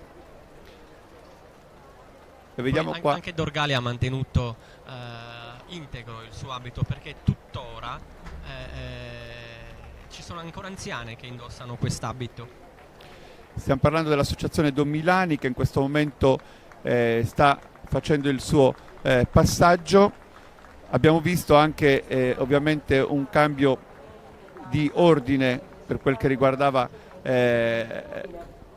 così come c'era stato annunciato, però quando parliamo di Dorgali parliamo di maestri nelle varie arti, abili cultori della vite da almeno 2000 anni. Parliamo di Calagonone, quindi del suo mare, e vediamo anche Sarule, quindi dei centri della Barbagia di Nuoro. Anche qui come non marcare l'importanza dell'arte tessile, della chiesa intitolata Nostra Signora di Gonare, festeggiata l'8 settembre, incoronata regina della Barbagia nel 1972, e che anni alterni con Orani diciamo viene festeggiata proprio dalla comunità di Sarule e Orani. La produzione tessile, vi dicevo, un centro rinomato per la produzione di tappeti a tessitura liscia effettuata con telai di tipo verticale. Un caro saluto a Peppino Bande, che è uno degli interpreti della tradizione, tra i più bravi in assoluto, e che nasce a Sarule e da questa comunità ovviamente si allarga per portare i suoi suoni. E poi è la volta del Goceano. Bono. Quindi non è rispettato in questo caso l'ordine delle regioni storiche, ma non importa, va benissimo anche questo gioco di mescolanze che in questo caso, dopo aver salutato prima Benetutti in rappresentanza del Goceano, vede la patria di Giovanni Maria Angioi, che fu al centro dei moti politici antifeudali alla fine del Settecento. Bono è la capoluogo del Goceano, ai piedi del Monte Rasu. E parlando dell'abito tradizionale, una nota va fatta per forza, Ignazio, per quel che riguarda proprio il copricapo delle donne. Anche loro è tipico appunto questo modo di incorniciare il viso con questa tiazzola, con questa benda, tipico appunto della zona del Goceano. E che richiede una certa preparazione, perché c'è Sucuccali, sì, e poi Sumucadore Fundu, Sumucadore Lionzu e Satiazzola, che è ornata di spille, che la sostengono, e che richiede davvero anche tanto tempo per la preparazione, per creare questo effetto che dà anche un'esaltazione al viso, proprio per la bellezza con cui lo incornicia. Molto bello, davvero molto molto bello. Quindi vediamo il passaggio ancora del Goceano, sempre apprezzato, e ovviamente questo è un percorso processionale. Tra poco si apriranno le feste della cavalcata sarda di Sassari, che insieme al Redentore va a completare un po' il trittico delle feste più importanti dell'isola, e lì ci sarà anche modo di vedere le danze e le rappresentazioni. E dico questo perché ovviamente qui stiamo dentro il rigore della processione e ci mancherebbe altro. Mi piace notare questo particolare, che non bisogna tralasciare. C'erano due bambini sovrapposti, uno indossava l'abito del bambino e invece l'altra scimmiottava, tra virgolette, quello che poteva essere l'abito di un'adulta, e questo è un errore che non si dovrebbe fare. Voi siete sempre un po' polemici, eh? Assolutamente, ci vuole. Io che devo poi ponderare quello che mi arriva il giorno dopo, perché quando affianco gli studiosi giustamente mettono in evidenza, certo, sono anche considerazioni in questo caso. È chiaro che perché lo diciamo per chi è meno avvezzo al controllo delle tradizioni, perché i bambini in realtà non indossavano l'abito che noi mettiamo da adulti. Certo. E quindi giustamente quando si fanno indossare gli abiti degli adulti ai bambini, qua si sta solo facendo una rappresentazione, un gioco delle parti, però giustamente voi volete marcare sempre gli aspetti per riportare tutto nel tracciato della tradizione. Abbiamo visto Sassari, capoluogo della provincia, seconda città della Sardegna, ed è importante dire che gli abiti tradizionali di Sassari, in uso ancora nella prima metà dell'Ottocento, sono stati ricostruiti di recente. La caratteristica dell'abito maschile è il berretto piegato in 3 cerchi concentrici, rosso o nero, ed è il corpetto di scarlatto con bottoni d'argento sulle maniche. L'altra particolarità che vediamo adesso indossare proprio dai componenti maschi del gruppo di Sassari. I popolani abbienti indossavano invece il cuglietto, che era la sopravveste di pelle ben conciata color zafferano. E qui è la volta di Fonni. Fonni, che torna a riportarci nella Barbagia, anche qua con l'austerità, la bellezza di queste donne. Soprattutto vediamo in questa prima parte tutte le varianti dei costumi, degli abiti, meraviglioso, sia con la benda che con il fazzoletto ricamato in Tibet, o con l'abito ancora più recente, questo delle dame, hanno lasciato l'orbace per prendere il panno, un altro tessuto in uso in tutta la Barbagia.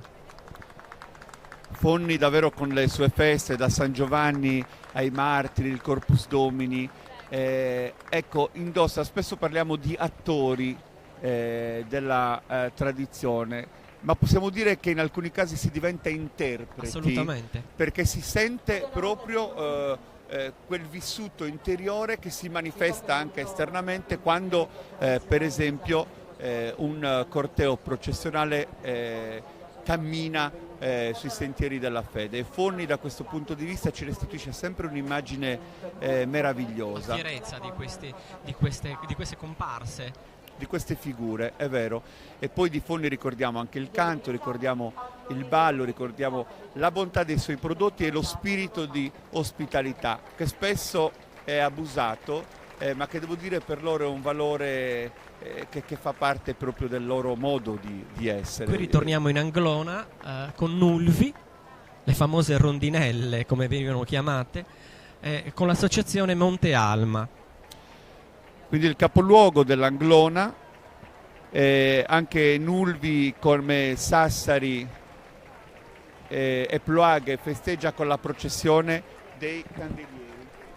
Anche Iglesias. E anche Iglesias, un altro, però quelle 3 sono proprio quella dei candelieri. Sì, sì. Allora facciamo una cosa, come scioglimento della peste. Mi dicono che c'è in collegamento la nostra Cristina con un ospite illustre.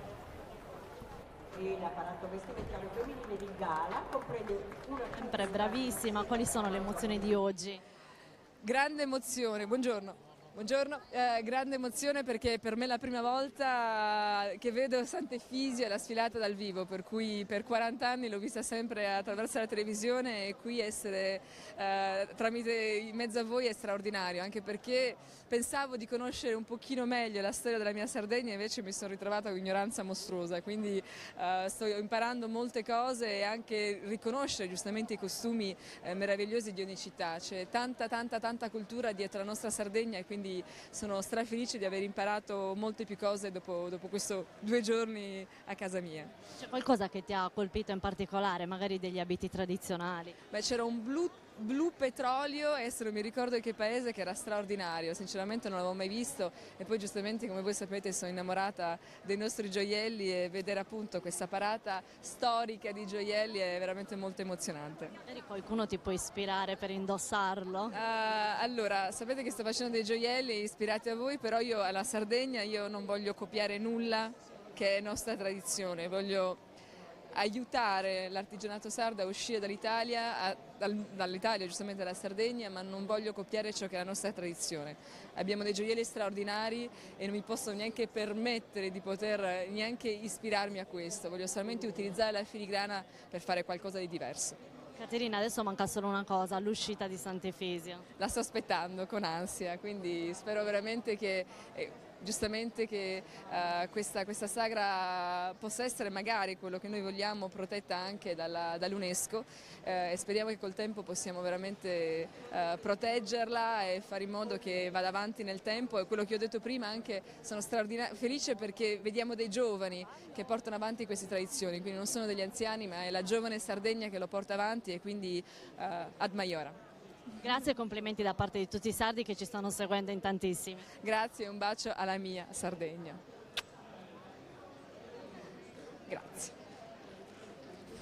Davvero una bellissima immagine, Caterina, che è uno dei nostri orgogli di Sardegna, che abbiamo avuto modo di esportare per la sua bravura, il suo talento e anche per la sua bellezza. Ci piace insomma ascoltare le cose che ha detto. Intanto abbiamo visto passare diversi centri. Da Bitti e da Oliena, adesso questo è Oliena, bellissimo.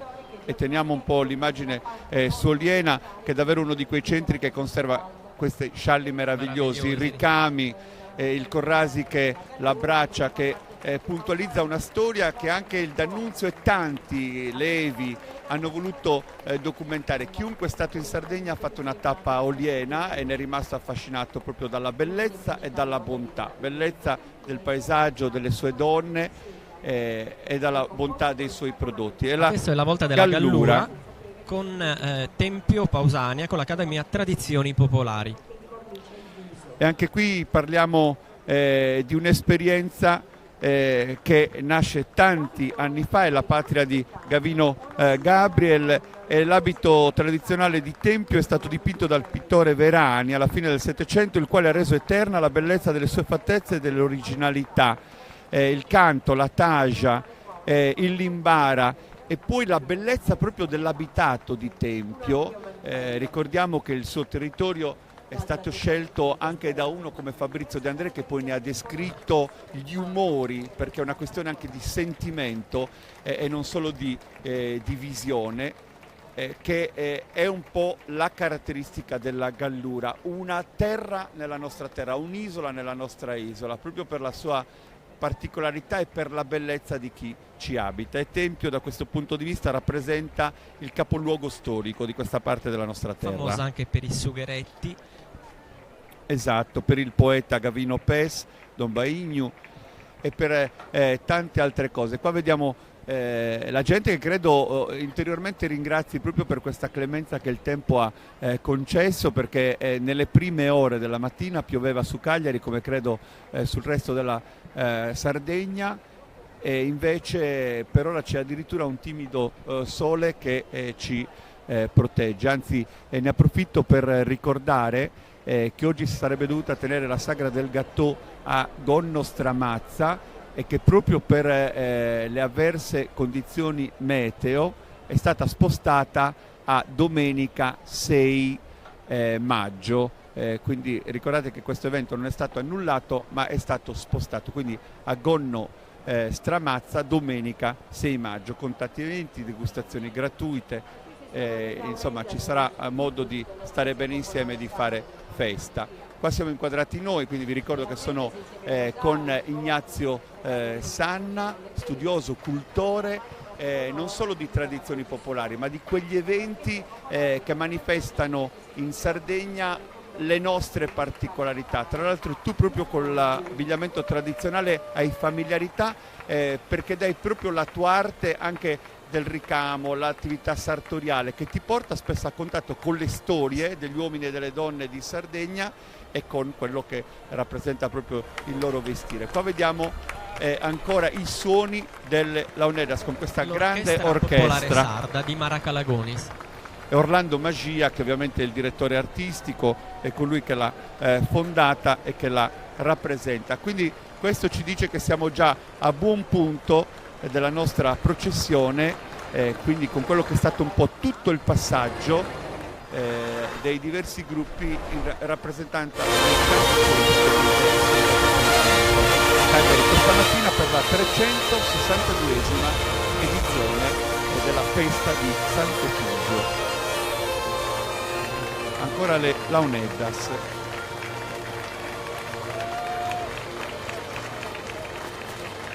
E quindi era proprio la Gallura che chiudeva il nostro viaggio in Sardegna e con i suoni dell'orchestra popolare delle Laonedas di Orlando Magia e di Mara Calagonis. Adesso è prevista la processione dei Cavalieri e delle Amazzoni, quindi un altro momento importantissimo di questa mattinata che appunto vuole raccontare il culto di Sant'Efisio in Sardegna, che è patrono di tutta la Sardegna, ma la devozione per Sant'Efisio è grande anche in altri centri. A Talana, sulla strada per l'Ozzorai, a circa 17 km dall'abitato, sorge un tempietto del VII secolo in mezzo a olivastri secolari, ma celebrazioni in suo onore si svolgono anche a Capoterra, San Roch, Villa San Pietro e Pula, come abbiamo detto poc'anzi. Siamo di nuovo in diretta, quindi adesso c'è il passaggio dei cavalli e dei cavalieri e stiamo raccontando questa storia secolare che mette insieme tradizione e fede, che è stata definita il più grande convegno folclorico del Mediterraneo, ricco di storie, di esperienze, di colori. Cagliari ancora una volta apre le sue porte e in questo caso lo fa anche con un amico di questa città e di un'associazione particolarmente importante, quindi il quartiere Villanova di Cagliari. A te Cristina. Di preoccupazione iniziale, poi però questo sole sta splendendo per appunto puntare un po' questi riflettori che si sono accesi sulla 362esima edizione della festa di Sant'Efisio. Ma la preoccupazione è relativa, l'interprete principale è Efisio, quindi la cosa principale è che il voto come ogni anno si riesca a sciogliere. Noi siamo un contorno, siamo una pallida immagine di tutto quello che è corollario di una fede, di una devozione ad un santo. Ecco, personalmente quali sono le tue emozioni? Beh, io da cagliaritano lo vivo 365 giorni all'anno, per noi Efisio è come un po' come per i napoletani può essere San Gennaro, alla fine diventa una persona di famiglia. Ecco, il vostro gruppo di quanti componenti è composto? Il nostro gruppo è composto da 24 componenti, 12 coppie di ballerini, più poi musicisti che si alternano negli spettacoli. Ovviamente sempre con eleganza, voi indossate il vostro abito tradizionale. Cerchiamo di fare il possibile. Qual è l'augurio per finire?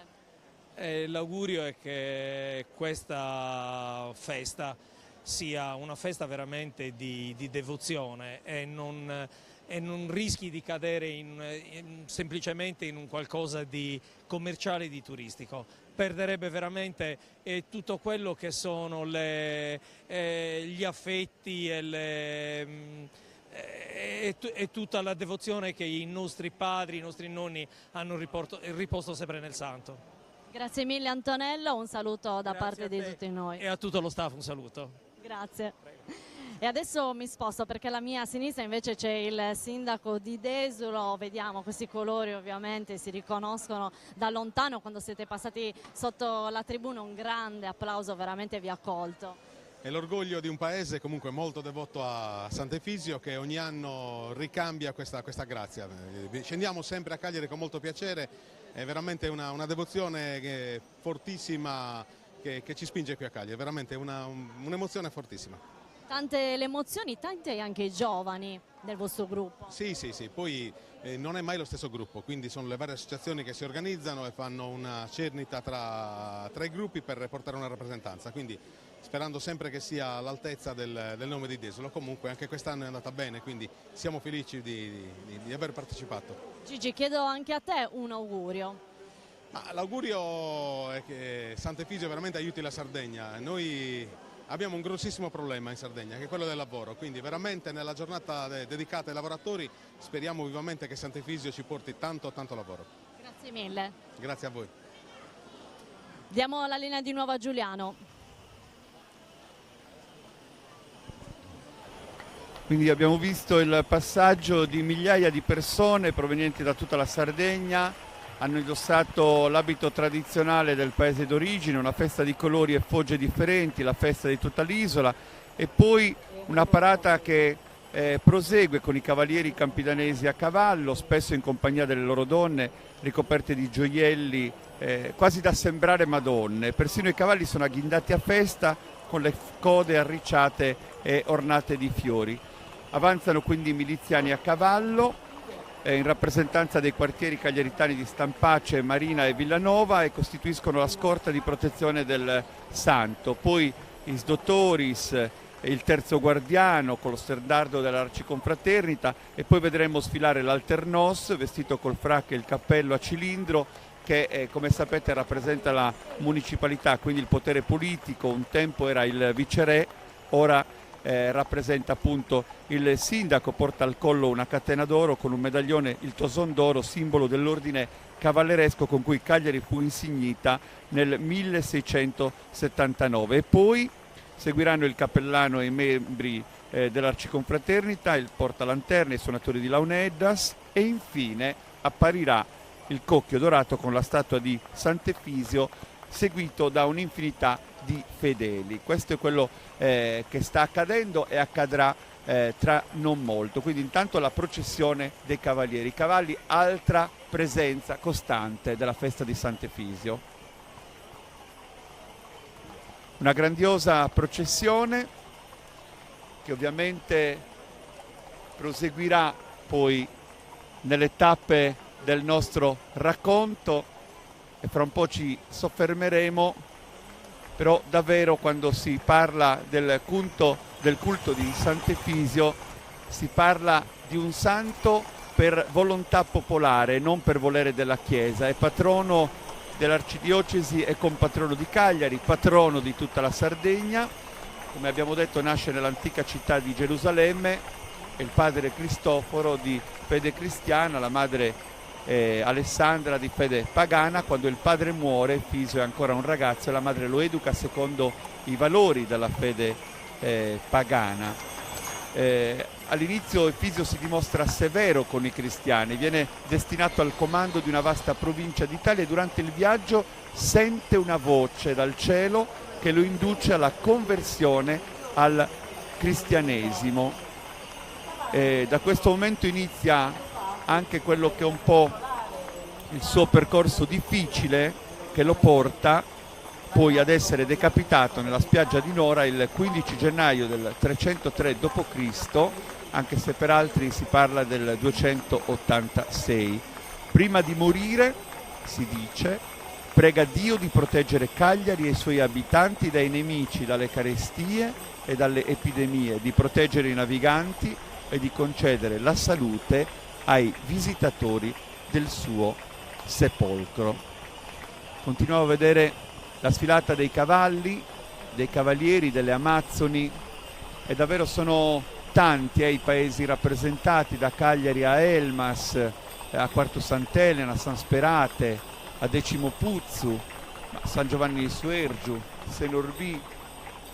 Sono davvero numerosi i centri, Laconi in questo caso, Sinnai, davvero un viaggio meraviglioso che sconfina nei diversi centri dell'isola.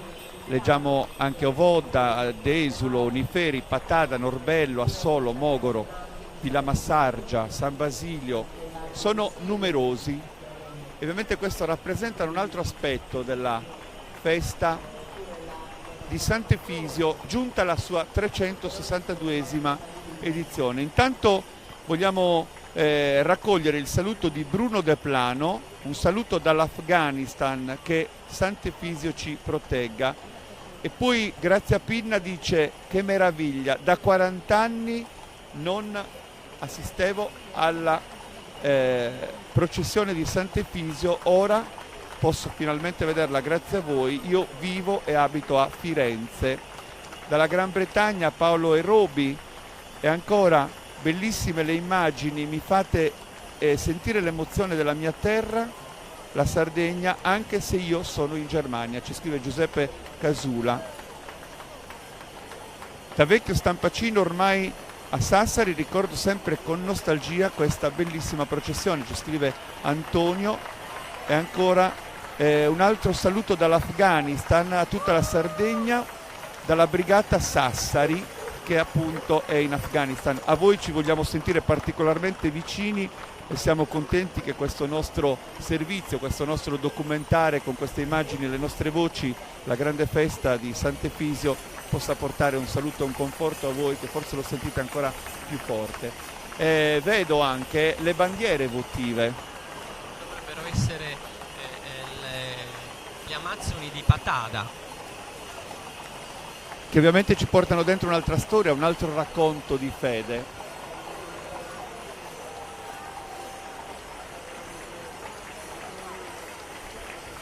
Sono immagini bellissime, ovviamente d'esulo, come abbiamo annunciato.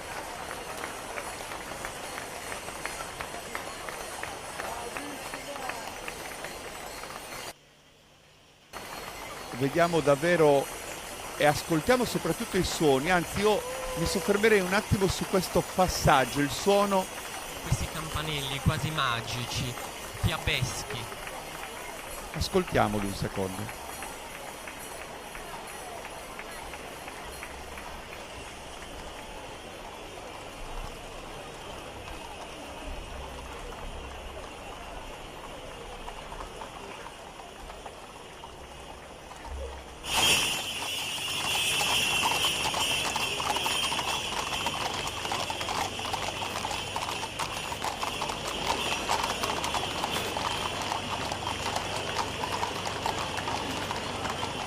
Immagini meravigliose.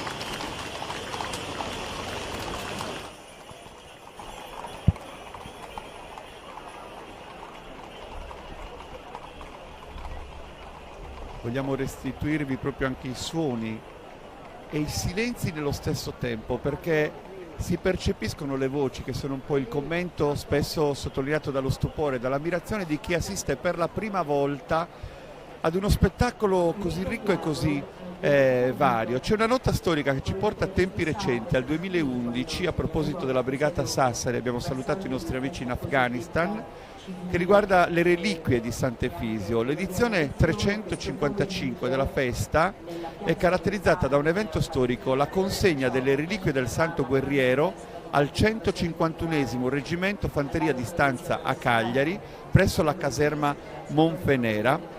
L'Arcidiocesi di Pisa ha donato le preziose reliquie del Santo Guerriero, protettore di Cagliari e delle genti di Sardegna, affinché vengano custodite nella cappella di Viale Poeto, e sono queste reliquie di Sant'Efisio conservate in un reliquiario d'argento, opera dell'artigiano Francesco Busonera, che ha sciolto il suo voto personale.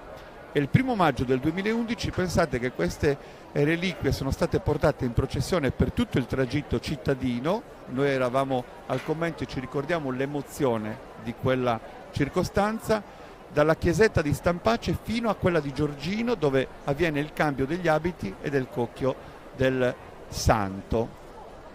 Meriterebbe un capitolo a sé proprio la storia delle reliquie del santo, che per tanto tempo sono state lontane da qui e poi restituite alla nostra storia, alla nostra memoria. Vediamo un aspetto interessante, Ignazio. Vediamo i ragazzi del gruppo di Cagliari. Si preparano appunto per fare questa armatura e come dicevo prima, vedremo adesso questo questa strada che si ricoprirà totalmente di colori, appunto dei petali di fiori. L'attesa del passaggio del Santo Martire sarà scandita. L'Istituto Luce ha documentato e abbiamo queste immagini, diversi eventi quasi telegrafici di pochi minuti, delle istantanee in bianco e nero, con una voce sempre impostata che ci raccontava aspetti di una Sardegna ad altri tempi, che grazie anche a queste immagini, a queste voci, noi possiamo oggi in qualche modo rinverdire. E un TG dell'epoca raccontava così Sant'Efisio: avanzano in pompa festiva per le vie di Cagliari le traccas, carri sardi. I costumi dell'isola rinnovano anche per l'occhio il giubilo di 300 anni fa, quando la festa fu istituita a ringraziare Sant'Efisio che aveva stroncato la peste. Avanzano in sella i campidanesi e i miliziani, le cavallerie della città, e avanza la confraternita del Santo, in tuba e marsina. Dalla sua chiesa è uscito il Santo nel tabernacolo di vetro. Un manto vermiglio copre l'armatura d'argento. Era un cavaliere romano, mandato nell'isola per difendere il paganesimo. Subì invece il martirio per questa Sardegna battezzata. Sentiamo in sottofondo anche le voci dei cori che interpretano i canti religiosi, e li vogliamo ascoltare insieme per accompagnare il rito della Ramadura.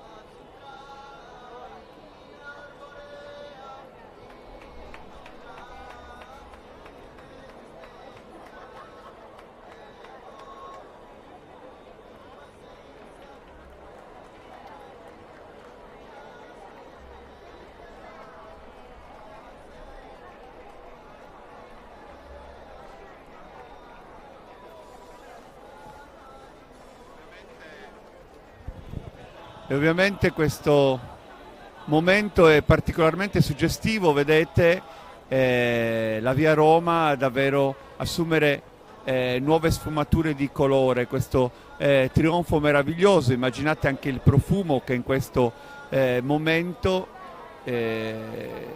vive di intensità, quella che ci restituisce un momento che vediamo ogni anno, poi anche immortalato nelle immagini di chi scatta una foto, di chi vuole davvero conservare il fascino di un rituale che si perpetua. Intanto ci interessa moltissimo salutare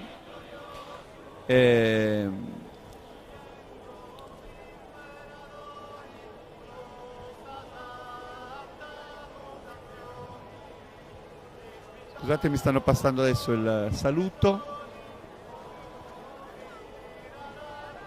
151esimo della Brigata Sassari. Ringraziamo anche Marco Oneto che si è fatto portavoce di questo saluto. Si trova in questo momento il 151esimo della Brigata Sassari in Iraq, a Mosul. Lui è in loro compagnia e pensate in questo momento che cosa significa per loro sentirsi a casa tra questi colori. Vi abbracciamo fortemente e vi ringraziamo anche di questa attenzione. Siamo contenti di entrare in questa giornata che immagino sempre particolare come tutte le altre, che vi vede lontani da casa ma in questo momento anche vicini a noi. Intanto c'è la nostra Cristina che sta catturando alcune voci, tra poco le riporteremo. Questo è il momento dell'attesa, è il momento che prepara al passaggio del santo, molto atteso, il più atteso di tutta la mattina, dove tutti tenteranno in qualche modo di avvicinarsi, di chiedere una grazia, di rivolgere una preghiera, come accade da sempre.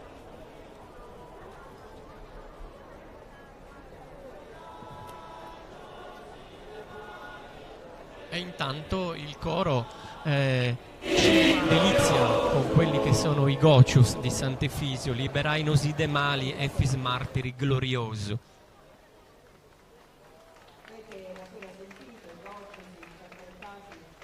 I Gocius in onore di Sant'Efisio, interpretati dal coro Carrales di Cagliari. Anche i viaggiatori hanno voluto raccontare la festa di Sant'Efisio. Il Valeri, recatosi in Sardegna nel 1837 in qualità di bibliotecario di Re di Francia, ci lascia una preziosa testimonianza.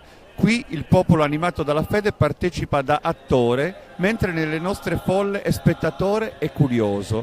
Le vecchie società a cui manca la fede non hanno l'allegrezza nel cuore. Il cuore è gaio soltanto quando crede ancora in qualche cosa. Ecco il segreto della gioia e del trasporto nella festa di Sant'Efisio, alla quale nulla mi è parso di poter paragonare nemmeno in Italia.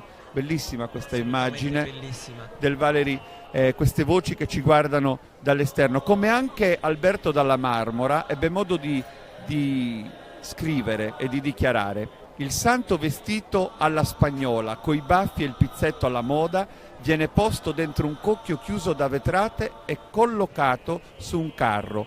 2 buoi neri, scelti e ben pasciuti, le corna adornate da aranci e frange multicolori, la fronte rilucente di orpelli e il collo cinto da una sonaglieria tintinnante sono incaricati del delicato trasporto.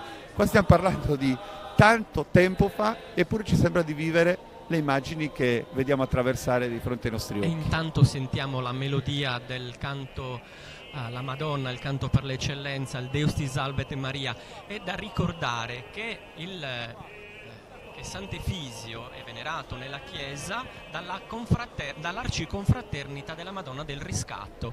E un altro particolare da non dimenticare è che oggi è il 1° maggio e con maggio inizia anche il mese mariano, quindi gustiamoci questo canto bellissimo del Deus ti salvet Maria.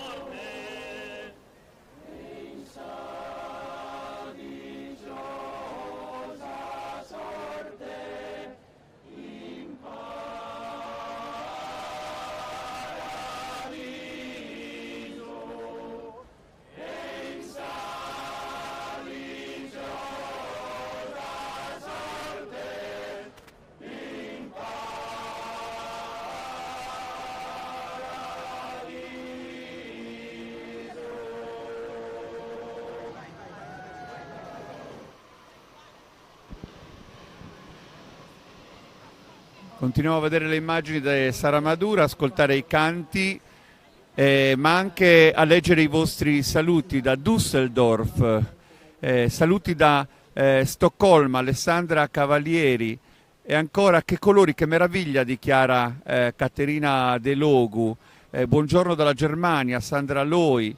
Saluti dalla mia terra, alla mia terra da Torino, bellissima festa e ottima spiegazione, sempre professionisti. Saluti dalla Germania, dice Graziano Romano, bellissima, complimenti la festa. Saluti da Ierzu, Angela Lai, e ancora tanti, davvero sono impressionanti i numeri che state regalando, che danno un segnale di quanto questo racconto per immagini che Sardegna Live ha voluto portare ovunque voi siate, anche in questa circostanza, sia a voi gradito. Un modo per farvi sentire vicina questa terra, per dialogare anche quando le distanze, insomma, si fanno sentire, perché lo diciamo sempre, i sardi nel mondo spesso scelgono di andare verso nuove esperienze, ma molto spesso sono anche costretti perché il lavoro è altrove, perché la vita qua è sempre più difficile, e in queste occasioni, Ignazio, ci piace proprio far sentire ancora di più il sentimento di una terra che non si smette mai di abitare. Il sardo è fortemente ancorato alle sue radici, ai suoi valori, ai suoi ricordi, e c'è un cordone che è solido e lega per sempre la propria terra anche al proprio destino, ovunque vada e qualunque direzione questo prenda. Prima parlavamo dei ragazzi che per missione sono in Afghanistan, a Mosul, in Iraq, insomma, ma ci piace anche pensare a quelle tante persone che magari non possono raggiungere Cagliari perché magari hanno una malattia, non stanno bene, vivono nella solitudine anche di una condizione anagrafica, e magari attraverso questi strumenti che possono portare nelle case di tutti quello che noi stiamo vivendo a pochi metri, possono sentirsi non solo meno sole, ma anche coinvolte in un racconto che perlomeno alleggerisce le difficoltà di una condizione. Bellissimo, e vi abbraccio tutti quanti da questi colori di Cagliari. Saluti dalla Norvegia, Luisa Biosa dall'Emilia Romagna, Gairo, Alessandra Angius, saluta, un saluto da Rivarolo Canavese, Mariolina Arba dal Belgio, Piera Marongiu da San Pantaleo, che dire, grande emozione, un abbraccio. Piera tra l'altro è parte del gruppo folk di San Pantaleo e speriamo di vedere anche la vostra formazione presto sfilare nei grandi raduni, Sant'Efisio, la Cavalcata Sarda e il Redentore, perché il vostro lavoro, il lavoro che fate da anni, è encomiabile. E ancora aspettando il costume di Desulo, il più bello del mondo. Pietro, sono passate delle ore, è già stato di qua, però non è detto che in qualche forma ancora Desulo non ritorni. Tra l'altro poco fa abbiamo avuto anche i saluti del primo cittadino di Gigi Litarru. Complimenti, a noi ci fa piacere. Un saluto da Uta, Cesare Ena, buon 1° maggio, viva Sant'Efisio. Siete tanti, siete tantissimi, sarà bello insomma rileggervi, continuare a dare anche nel corso di questa diretta voce a voi che state con noi in qualche modo commentando quello che stiamo vedendo e documentando insieme. Apprezzate le donne vestite con l'abito da vedova di tempio, ci sono davvero il desiderio di essere lì con voi. Salutatemi la Sardegna, saluti da San Mugheo, troppo bello tutto quanto. Arrivano questi commenti anche da Venezia. E intanto Saramadura e ancora i canti.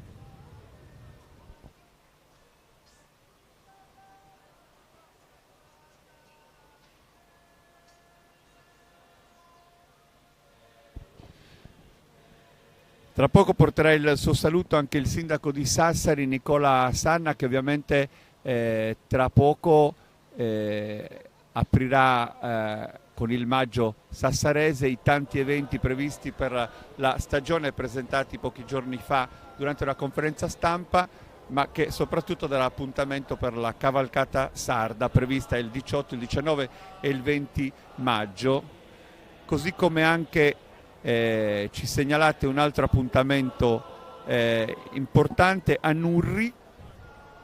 Simone Murgia ci ricorda che tra poco c'è la festa a cui prenderà parte anche in qualità di primo obriere, ed è la festa di Sant'Isidoro Agricoltore il 13 maggio 2018. Quindi lui porterà i suoi suoni e con lui gruppi folk, balli sardi, insomma sarà una bellissima occasione. Vi ricordo a Nurri il 13 maggio. Un abbraccio a Simone.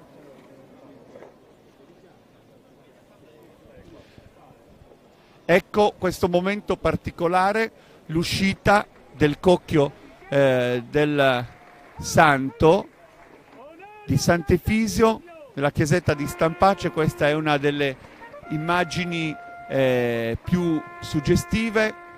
Questo è il luogo che incontriamo per la prima volta questa mattina.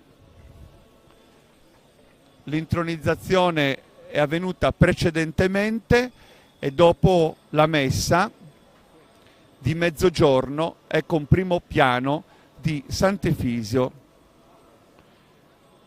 che ancora una volta si appresta ad attraversare la città e ad intraprendere il suo lungo viaggio verso Nora, luogo del martirio, per poi tornare la sera del 4 maggio nella chiesetta di Stampace, laddove verrà di nuovo riposto nell'attesa di un anno.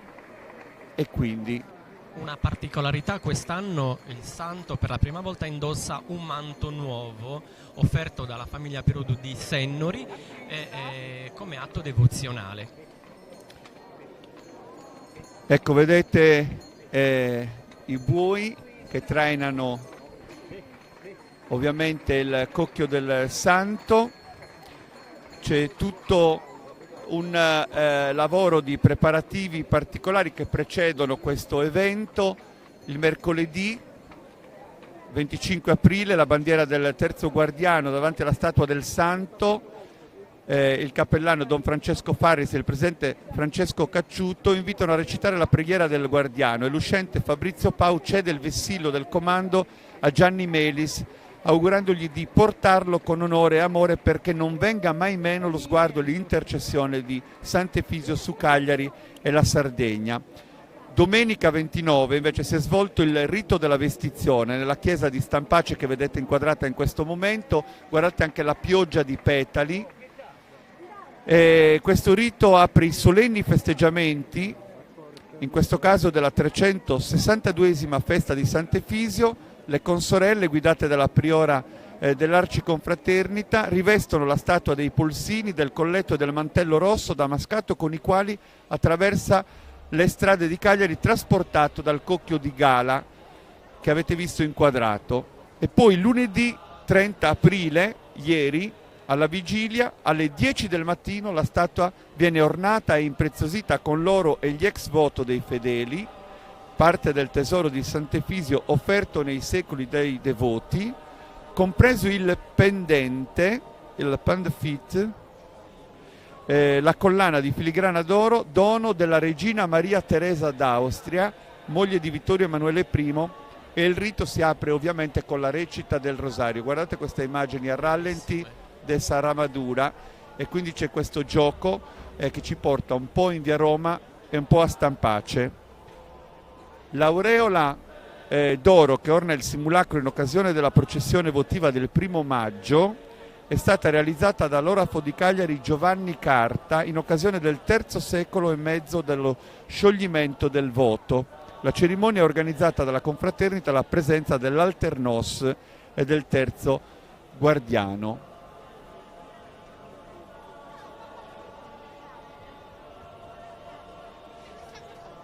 Ecco, vediamo Cristina con l'assessore Barbara Argiolas.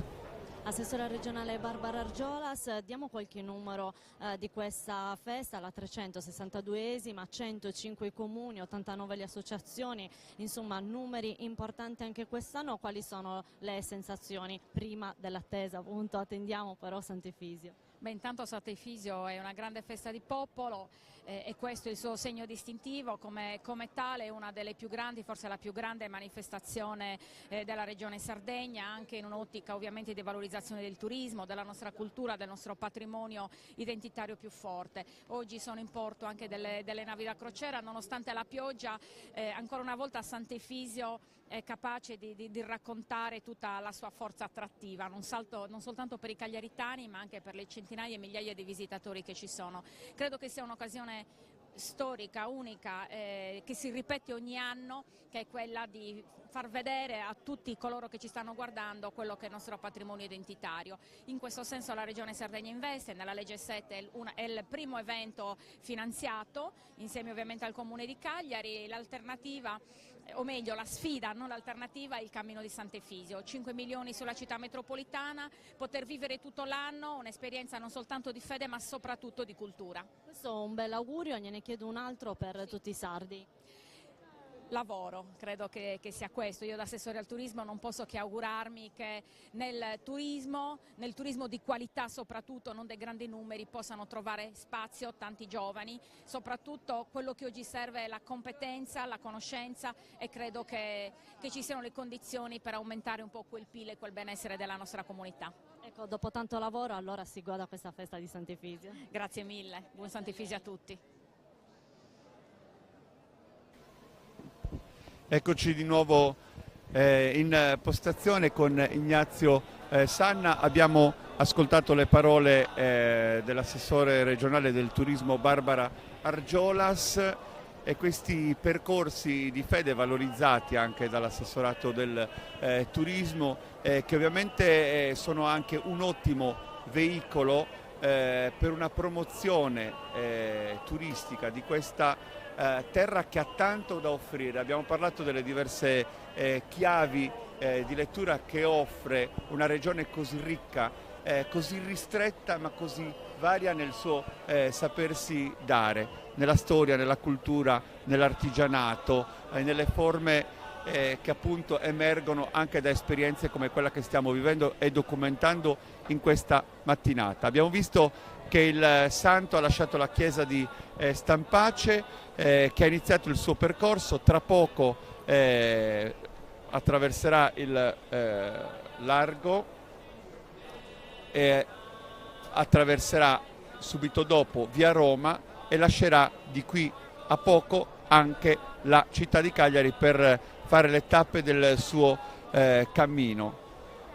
Una festa davvero magica, tutto è suggestivo, c'è proprio l'attesa, vedete anche il posizionamento delle donne di Cagliari che sono lungo il percorso, pronte ad accogliere appunto il passaggio del cocchio di gala che trasporta il santo che ha liberato Cagliari dalla peste, ma non solo. L'invocazione è servita anche in situazioni altrettanto storiche e particolari che poi vi racconteremo.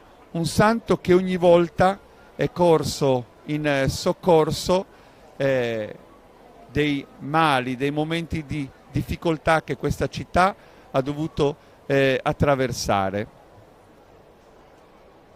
Come per esempio quando nel 1943 una città martoriata dalle bombe, da una guerra che non aveva risparmiato nulla, attraversa comunque, compie il suo passaggio e anche in quel momento su un camioncino del latte la statua di Efisio, quella volta vestita di piccoli biglietti dove la gente chiedeva la grazia di una fine, della fine della guerra, di un ritorno alla serenità, di momenti migliori, compie comunque il suo passaggio fino a Nora e ritorno. E c'è un ricordo così particolare del 2 maggio del 1943, quando gli abitanti di San Roque coniano per lui una drammatica qualifica in assonanza con la tragedia della guerra che aveva fatto di Cagliari un immenso cimitero, Efis Mortu, perché addirittura per proteggere la statua del santo viene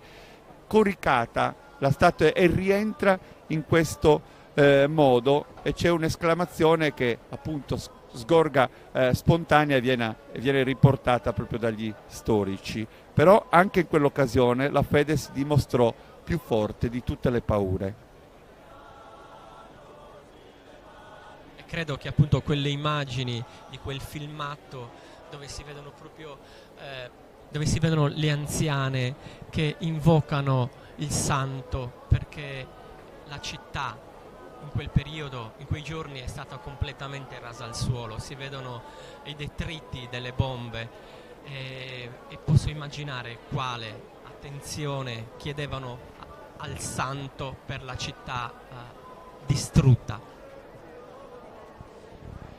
L'organizzazione dei riti è da sempre curata dall'Arciconfraternita sotto la protezione di Sant'Efisio, costituita nel mese di aprile del 1538 con una bolla di Papa Paolo III che custodisce e tramanda la tradizione.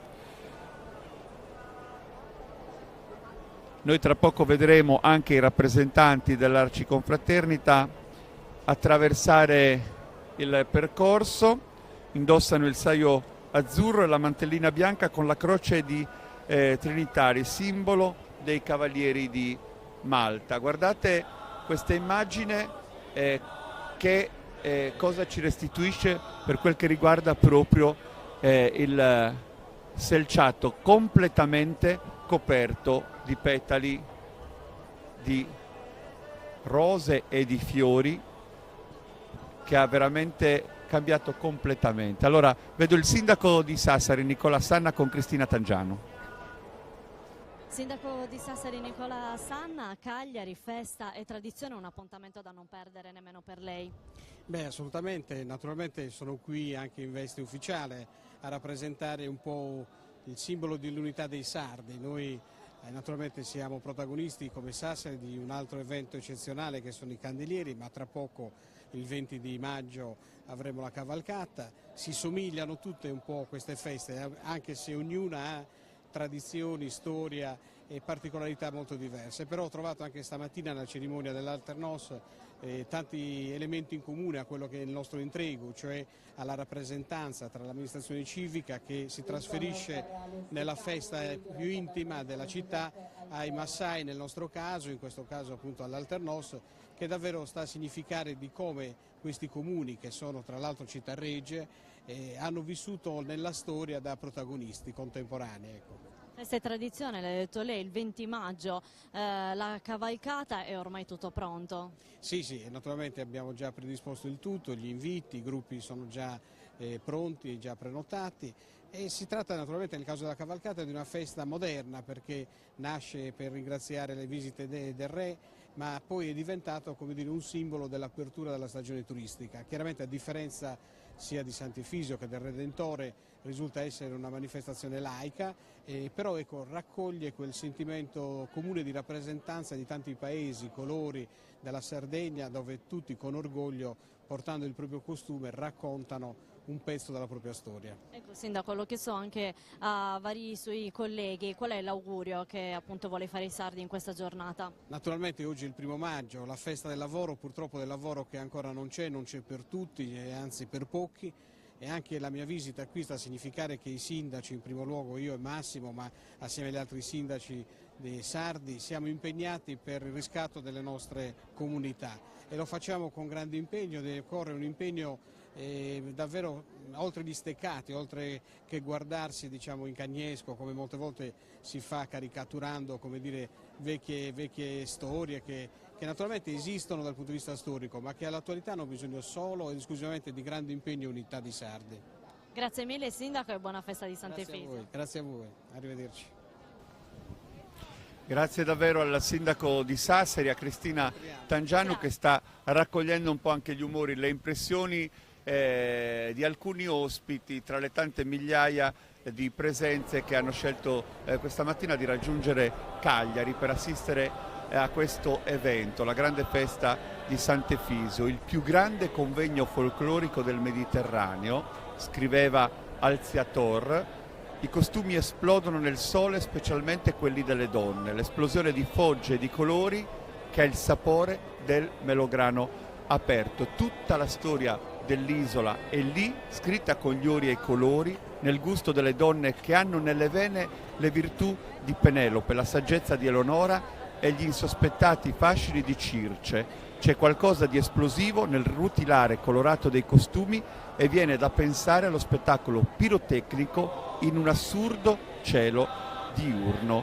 È la frase con cui abbiamo aperto l'incontro questa mattina, quasi come una premessa di quello che avremmo visto, e in realtà in questo momento diventa quasi una sintesi di quello che la città ha vissuto e noi insieme alla città, Ignazio, che come dicevo in apertura e come ho detto più volte ha sempre il piacere di essere immerso in questa Sardegna che contribuisce a raccontare, perché nel momento in cui si studia, si fa ricerca, si contribuisce alla realizzazione dei diversi costumi, delle diverse aree dell'isola, perché poi il tuo lavoro ti porta davvero a contatto non solo della provincia di Cagliari, che tu abiti perché vivi a Selargius da sempre, ma poi a Selargius arrivano da ovunque per godere del tuo talento, della tua bravura, che è quello proprio di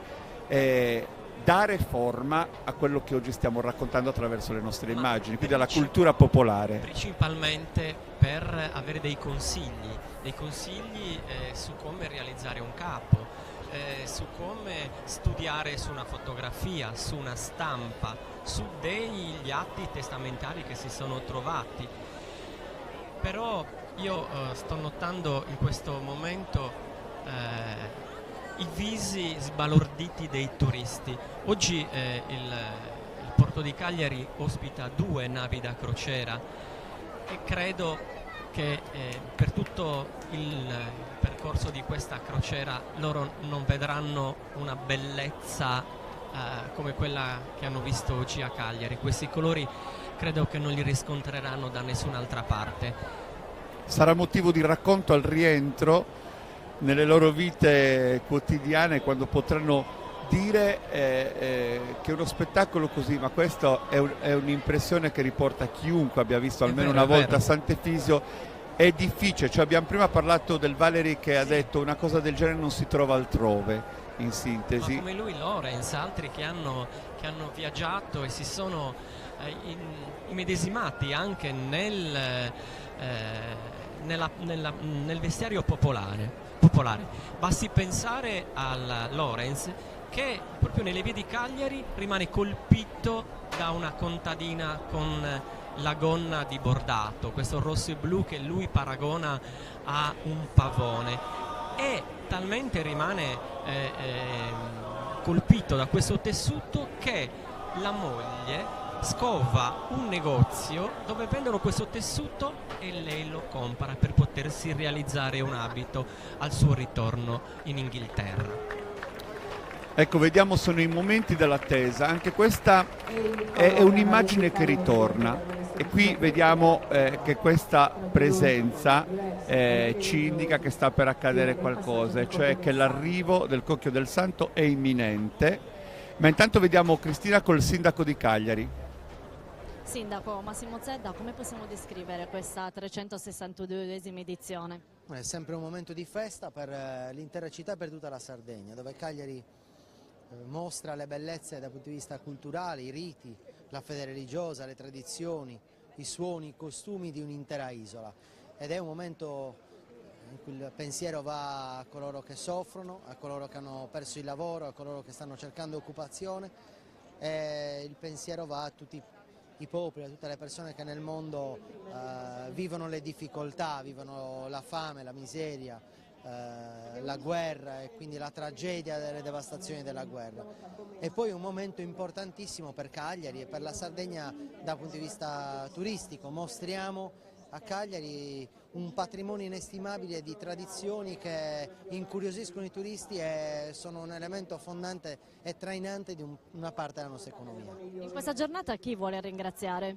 Intanto tutti coloro che si attivano nell'arco dell'anno per l'organizzazione della festa, l'Arciconfraternita, la Chiesa Sarda, tutti i dipendenti del comune che lavorano quotidianamente anche nella giornata di oggi perché la festa possa riuscire nel miglior modo possibile. E poi ringrazio tutti i cagliaritani sardi che stanno vedendo la Sardegna, coloro che stanno guardando nel resto della Sardegna, Cagliari in TV e i sardi all'estero che guardano la festa in TV e i cagliaritani, i sardi e i turisti che sono oggi presenti a Cagliari. Ecco, quali sono le sue emozioni in attesa dell'arrivo di Sant'Efisio qui in via Roma? Intanto che tutto riesca per il meglio, che non ci siano incidenti, che tutto funzioni senza difficoltà e poi che ogni persona che si avvicina al santo possa ritrovare la sua risposta in relazione alle sue esigenze, sia come singoli che collettive. Grazie, buona festa. Buona festa a voi. Grazie al sindaco di Cagliari che ha portato il suo saluto, la sua testimonianza, ci ha fatto vivere anche la sua esperienza personale da primo cittadino che ha rinnovato ancora una volta questa presenza in occasione della festa di Sant'Efisio. Tra poco il cocchio del santo con il simulacro raggiungerà via Roma, passerà di fronte alla nostra postazione e poi proseguirà per le diverse tappe. Inizia con Giorgino che è la prima sosta del viaggio del simulacro verso Nora.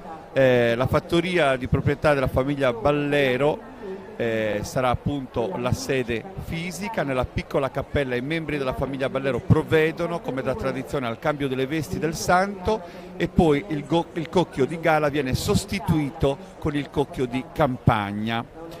Scrive Salvatore Cambosu che ha documentato la festa di Sant'Efisio: a Giorgino, villaggio dei pescatori, le accoglienze sono semplici e festose. Il santo viene tratto fuori dal cocchio, deposte le vesti fastose nella chiesetta, indossa da questo momento l'abito da viaggio, usanza che fu già dei signori spagnoli.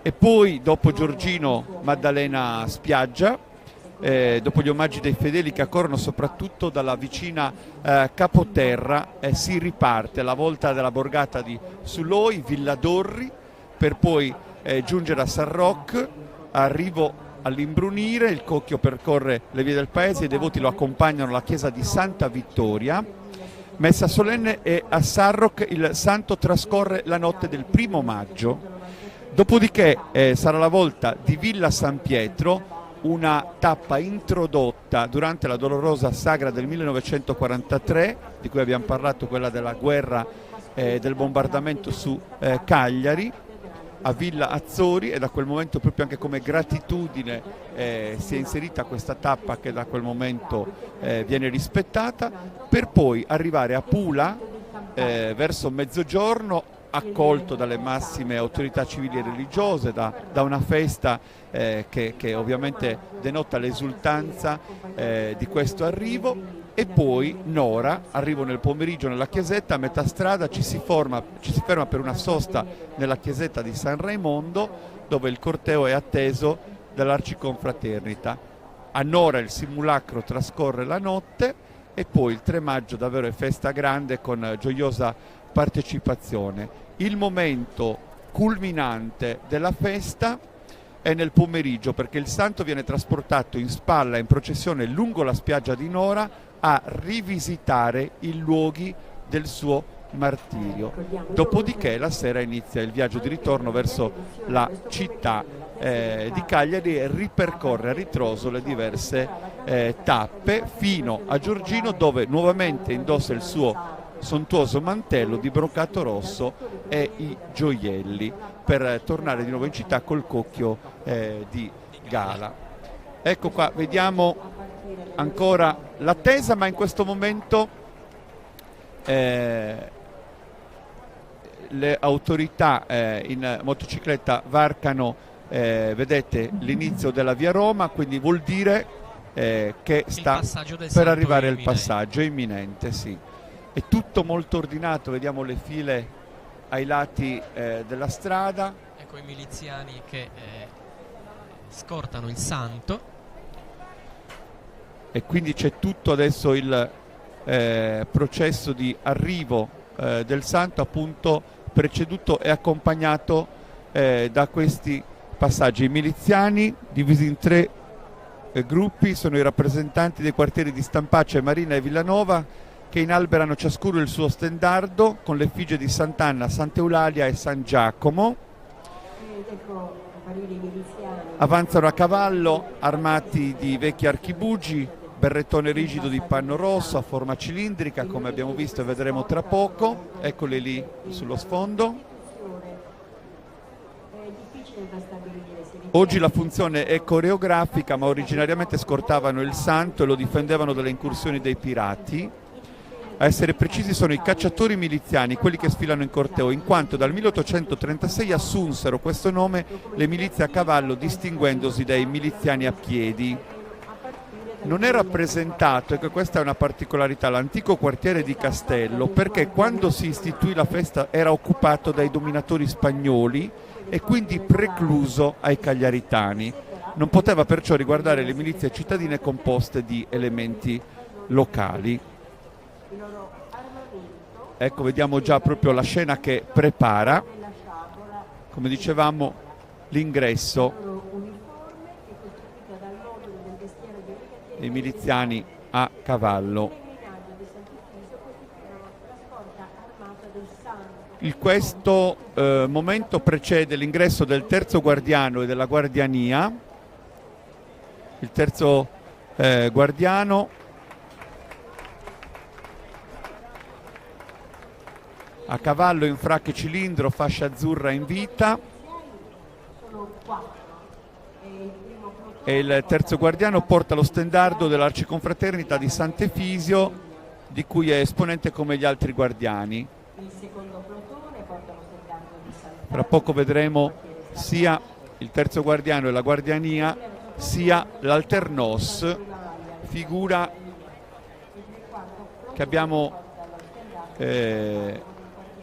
descritto brevemente, ma che tra poco vedremo nella sua figura importantissima. Questi sono i miliziani di Stampace con il vessillo di Sant'Anna.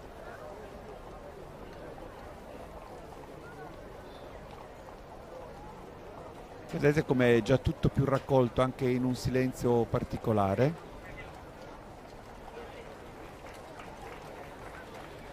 Poi appunto avremo Marina e Villanova, Sant'Eulalia e San Giacomo con i rispettivi vessilli raffiguranti proprio appunto le figure di riferimento. È proprio il momento solenne che precede quello più atteso e sentito dell'ingresso del santo.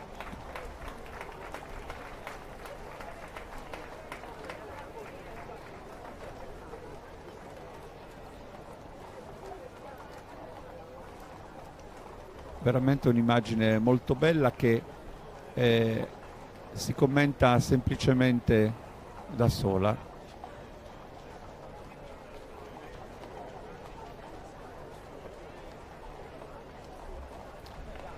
Erano proprio i miliziani a difendere la processione dagli attacchi di predoni e briganti.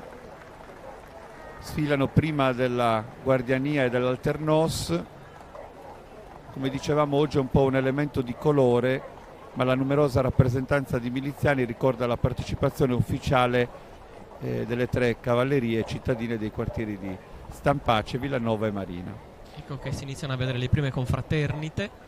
Questo significa che appunto il santo è proprio alle porte. La principale scorta al simulatore del santo è affidata alla guardiania, cioè la rappresentanza dell'antica comunità cagliaritana. E ovviamente a seguire vediamo già a cavallo in fracca e cilindro la figura del terzo guardiano e della guardiania. Il terzo guardiano porta lo stendardo, come abbiamo detto, dell'Arciconfraternita di Sant'Efisio, di cui è esponente come gli altri guardiani. Il terzo guardiano è nominato dalla guardiania con votazione a scrutinio segreto. L'elezione approvata dal Consiglio di Presidenza verrà infine ratificata dall'Assemblea Generale della Confraternita.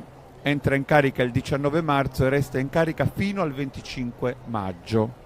Sovrintende l'organizzazione della sagra, contatta su Carradori con rituale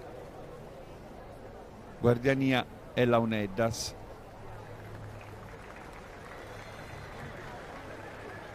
Sarà un vero e proprio obriere della festa. Esatto. Lui che appunto determinerà ogni spostamento, ogni particolare evento della manifestazione. E Gianni Melis, quest'anno lo ricordiamo, è subentrato a Fabrizio Pau, che ha ceduto lui il vessillo del comando, augurandogli di portarlo con onore e amore, perché non venga mai meno lo sguardo e l'intercessione di Sant'Efisio su Cagliari e la Sardegna. Tra le funzioni a cui accennava Ignazio c'è quella di preparare con i confratelli il cocchio dorato, e il 30 aprile provvede a collocare il santo nel cocchio portandolo a braccio insieme al presidente. Quindi sono due momenti molto solenni. Speriamo che il tempo resista, perché si vedono le gocce che aumentano. Sant'Efisio, fai di tutto, ci hai liberato finora. Speriamo che tutta la festa possa compiersi con la protezione anche del tempo. L'Alternos, che segue al passaggio del terzo guardiano della guardiania, è il garante del rispetto del voto, rappresenta la municipalità, indossa cilindro, fracca e marsina come una figura dell'Ottocento, è scortato da una coppia di mazzieri del comune di Cagliari in abito di gala, come vuole la tradizione. È il consigliere comunale delegato dal sindaco a sciogliere l'antico voto della città e un tempo rappresentava il viceré Spagnolo e Sabaudo. Presenta le insegne del potere comunale delegato dal sindaco a sciogliere l'antico voto della città. Vi dicevamo, la fascia tricolore e il toson d'oro. Eccolo qua inquadrato in questo momento, il grande medaglione donato nel 1679 da Carlo II in visita. Questa decorazione pone il cittadino di Cagliari allo stesso grado dei grandi di Spagna, per un privilegio concesso dal re di quella nazione e poi convalidato dai re piemontesi. Una curiosità, ecco, vedete qua inquadrato l'Alternos. Un amministratore chiamato ad indossare i panni dell'Alternos smarrì il prezioso medaglione e lo ritrovarono i netturbini. Da allora si ricorre ad una copia dello scultore Franco Saspro e il toson d'oro in oro zecchino raffigura la faccia di Vittorio Emanuele III e sul rovescio lo stemma sardo. Ecco qua il saluto dell'Alternos accompagnato dai mazzieri del comune di Cagliari.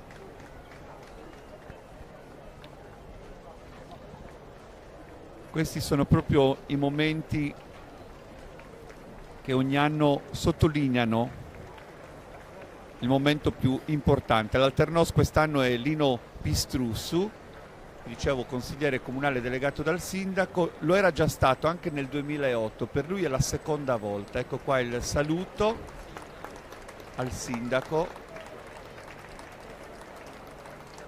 lui rappresentante della municipalità.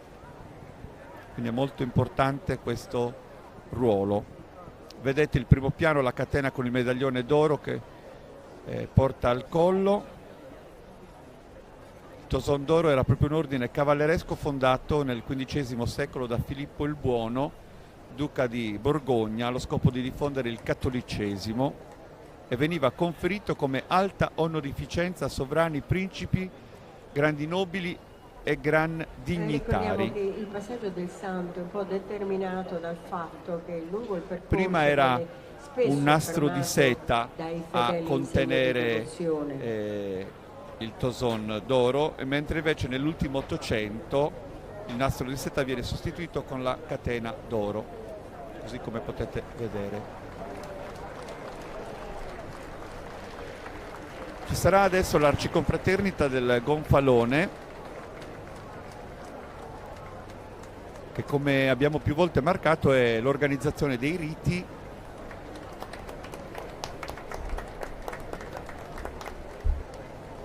che ha cura proprio di tutti i passaggi sotto la protezione di Sant'Efisio, costituita nel mese di aprile del 1538 con una bolla di Papa Paolo III che custodisce e tramanda la tradizione. Ecco ancora il saluto dell'Alternos.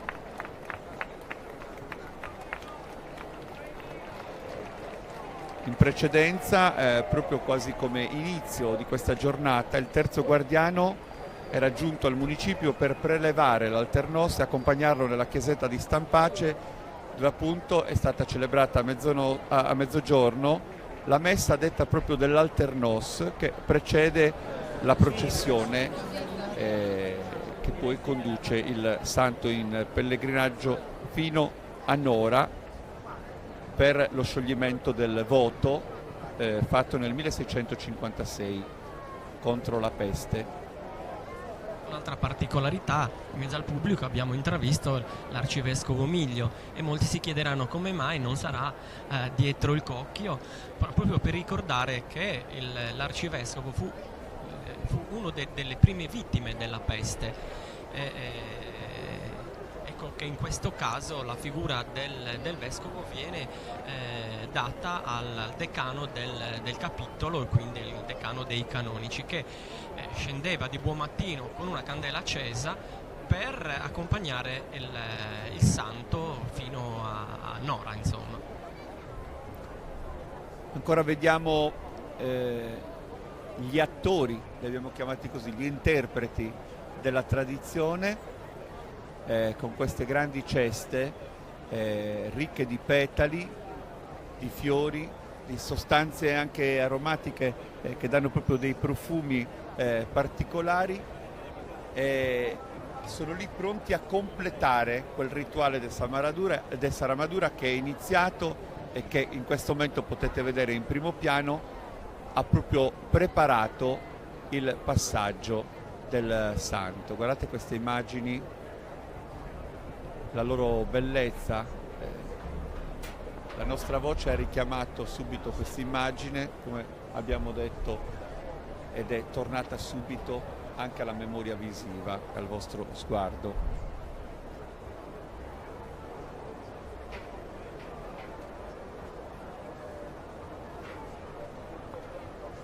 Sono momenti di attesa. Il santo sarà salutato tra l'altro all'arrivo nei pressi del porto, anche da questi suoni che arriveranno dal mare.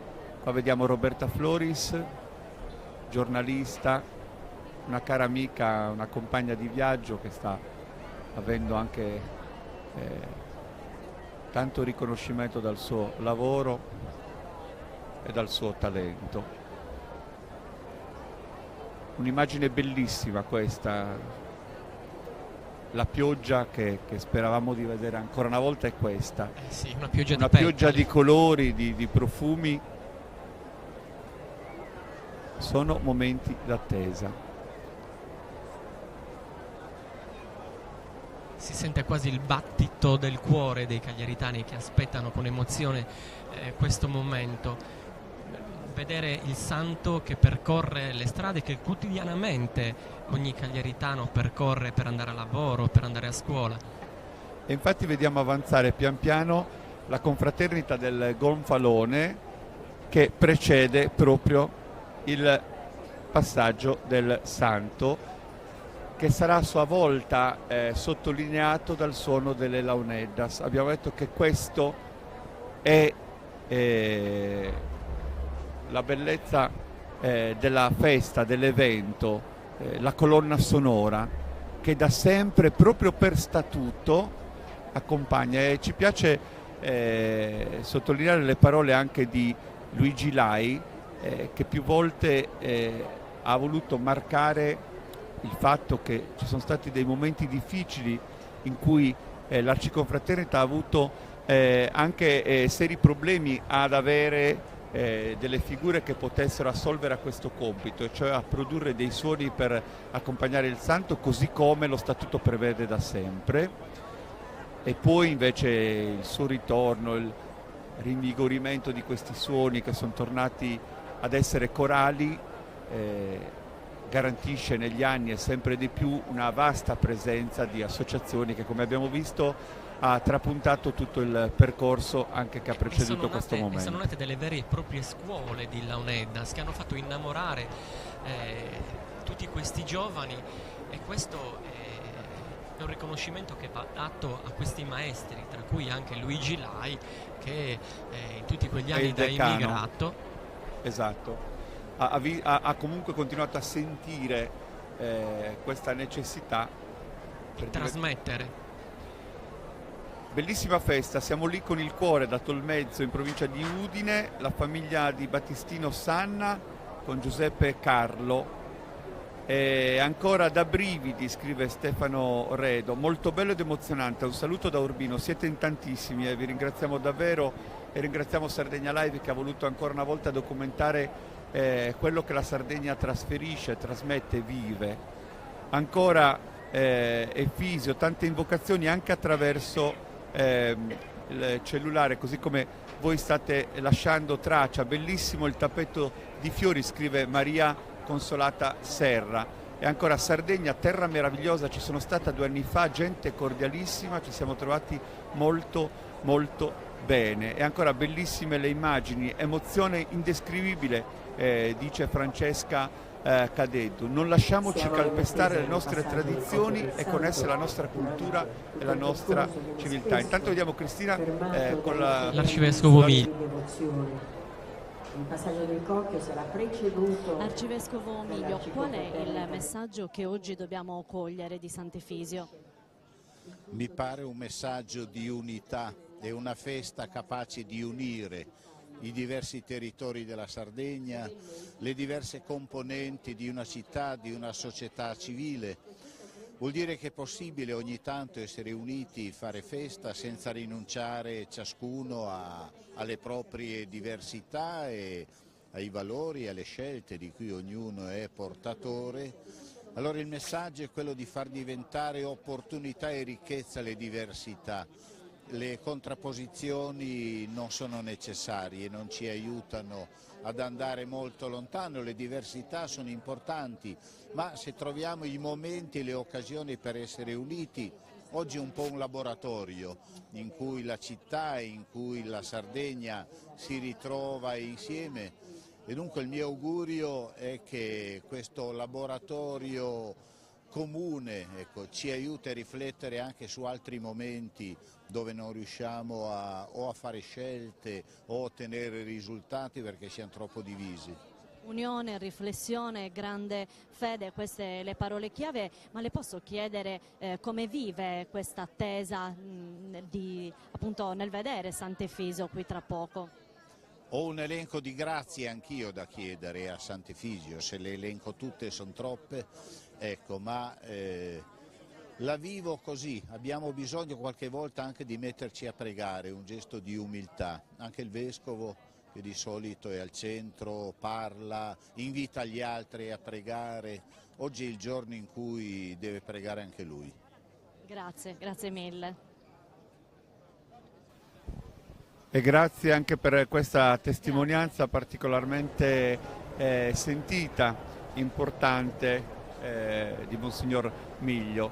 Abbiamo visto in posizione proprio qua a 2 metri da noi i componenti dell'Arciconfraternita che precedono il passaggio del Santo, dietro al quale ci sarà una folla immensa di devoti che hanno voluto così camminare sul sentiero appena percorso da Sant'Efisio, con una preghiera, con una testimonianza di fede. Ecco, qui si è messo in movimento il corteo, come ve lo abbiamo descritto e come ve lo abbiamo raccontato finora. Vedete anche queste due ali identitarie che vanno a formare proprio le mura umane dentro le quali appunto si snoderà il percorso processionale. Questa figura meravigliosa in primo piano ci porta subito dentro il racconto di fede che giunge tra pochi istanti al suo culmine. Tra poco ascolteremo anche i suoni delle sirene,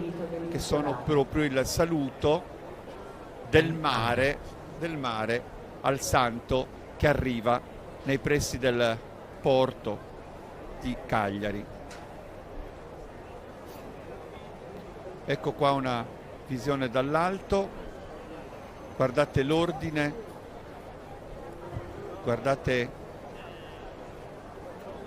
quello che sta per accadere proprio a pochi passi da noi. Stiamo commentando noi quello che vedete anche voi e ci fa davvero piacere. Vi dicevo, siete in tanti, fra poco leggeremo anche qualche altro saluto che ci è pervenuto. Grazie per queste immagini. Mai stata nella vostra terra, ma è come essere lì, scrive Valeria Mazzoni. Ancora invocazioni a Sant'Efisio, chi esprime una preghiera, chi un pensiero. Da Cremona, la mia terra nel cuore, bravi tutti, terra mia, sempre in succorro dalla Germania, Dolores. Insomma, siete veramente tanti e ci fa piacere. Tra poco stacchiamo di nuovo con le nostre immagini su quello che sta per accadere. Sono gli ultimi minuti di questa diretta e in lontananza si sente il suono delle launedas che precedono appunto l'arrivo del cocchio dorato, e questa è un'emozione che è bello trasmetterla anche oltremare a questi amici che ci seguono su Sardegna Live.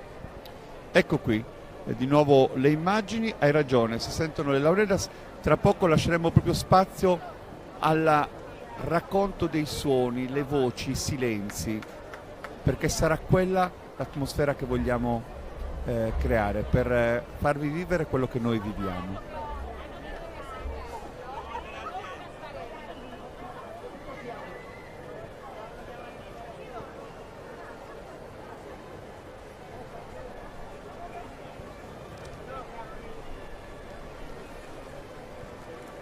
Ecco, sta arrivando la croce della confraternita del Gonfalone.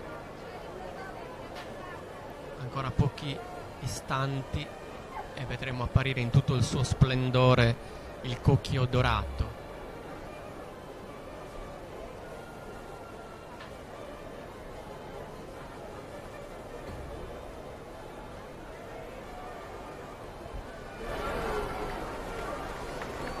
Confraternita della Madonna del Riscatto sotto la protezione di Sant'Efisio, e un altro santo che non viene mai menzionato ma che è San Bonaventura. Una confraternita che è custode delle piccole e delle grandi testimonianze dei fedeli. Da 4 secoli cuore pulsante della Sagra, ma l'origine più antica viene istituita nel 1530 e ha preso il nome dall'Arciconfraternita del Gonfalone.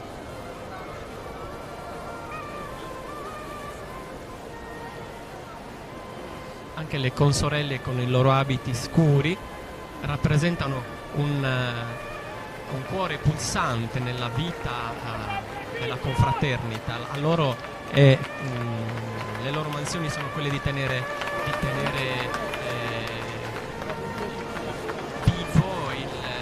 culto anche per quanto riguarda appunto la Madonna del Riscatto. Ecco il primo piano di Sant'Efisio nel suo cocchio.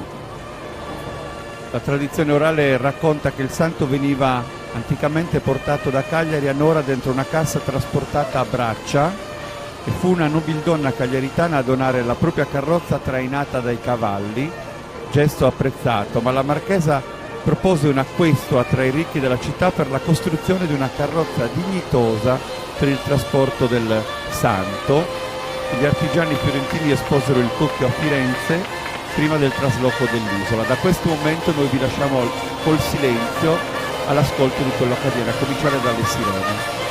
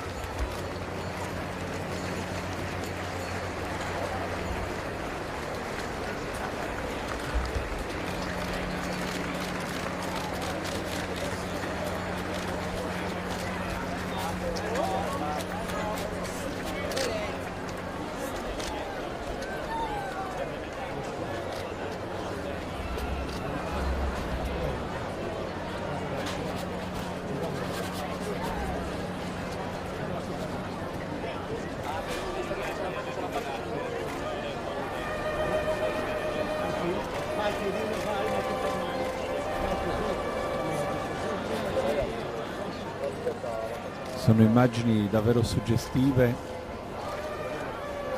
vedete l'abbraccio non solo dei cagliaritani ma di tutti coloro che hanno raggiunto la città per vivere questo momento. Dell'Aunedas, saluto dell'arcivescovo Miglio,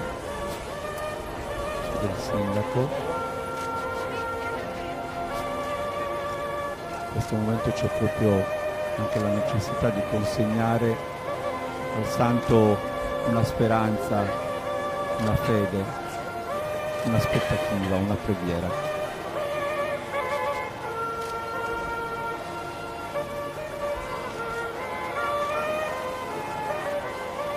Sono le immagini conclusive di questa mattina, tra poco il santo proseguirà lungo il percorso che lo porterà sul luogo del martirio nella spiaggia di Nora, per poi ritornare a casa nella chiesa di Stampace quando è notte, la sera del 4 maggio.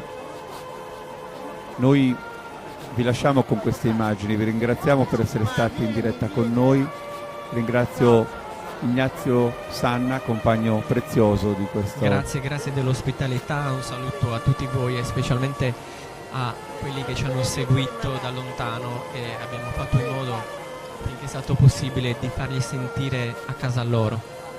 Grazie ovviamente a tutti coloro che hanno lavorato, a questa squadra di giovani che hanno il coraggio di affrontare quasi come una missione la voglia di documentare un'isola che amano e che con cura fanno vivere anche a chi con queste immagini si sente dentro il racconto di una storia, la nostra storia fatta di emozioni, di racconti, di parole, di pensieri, di memorie.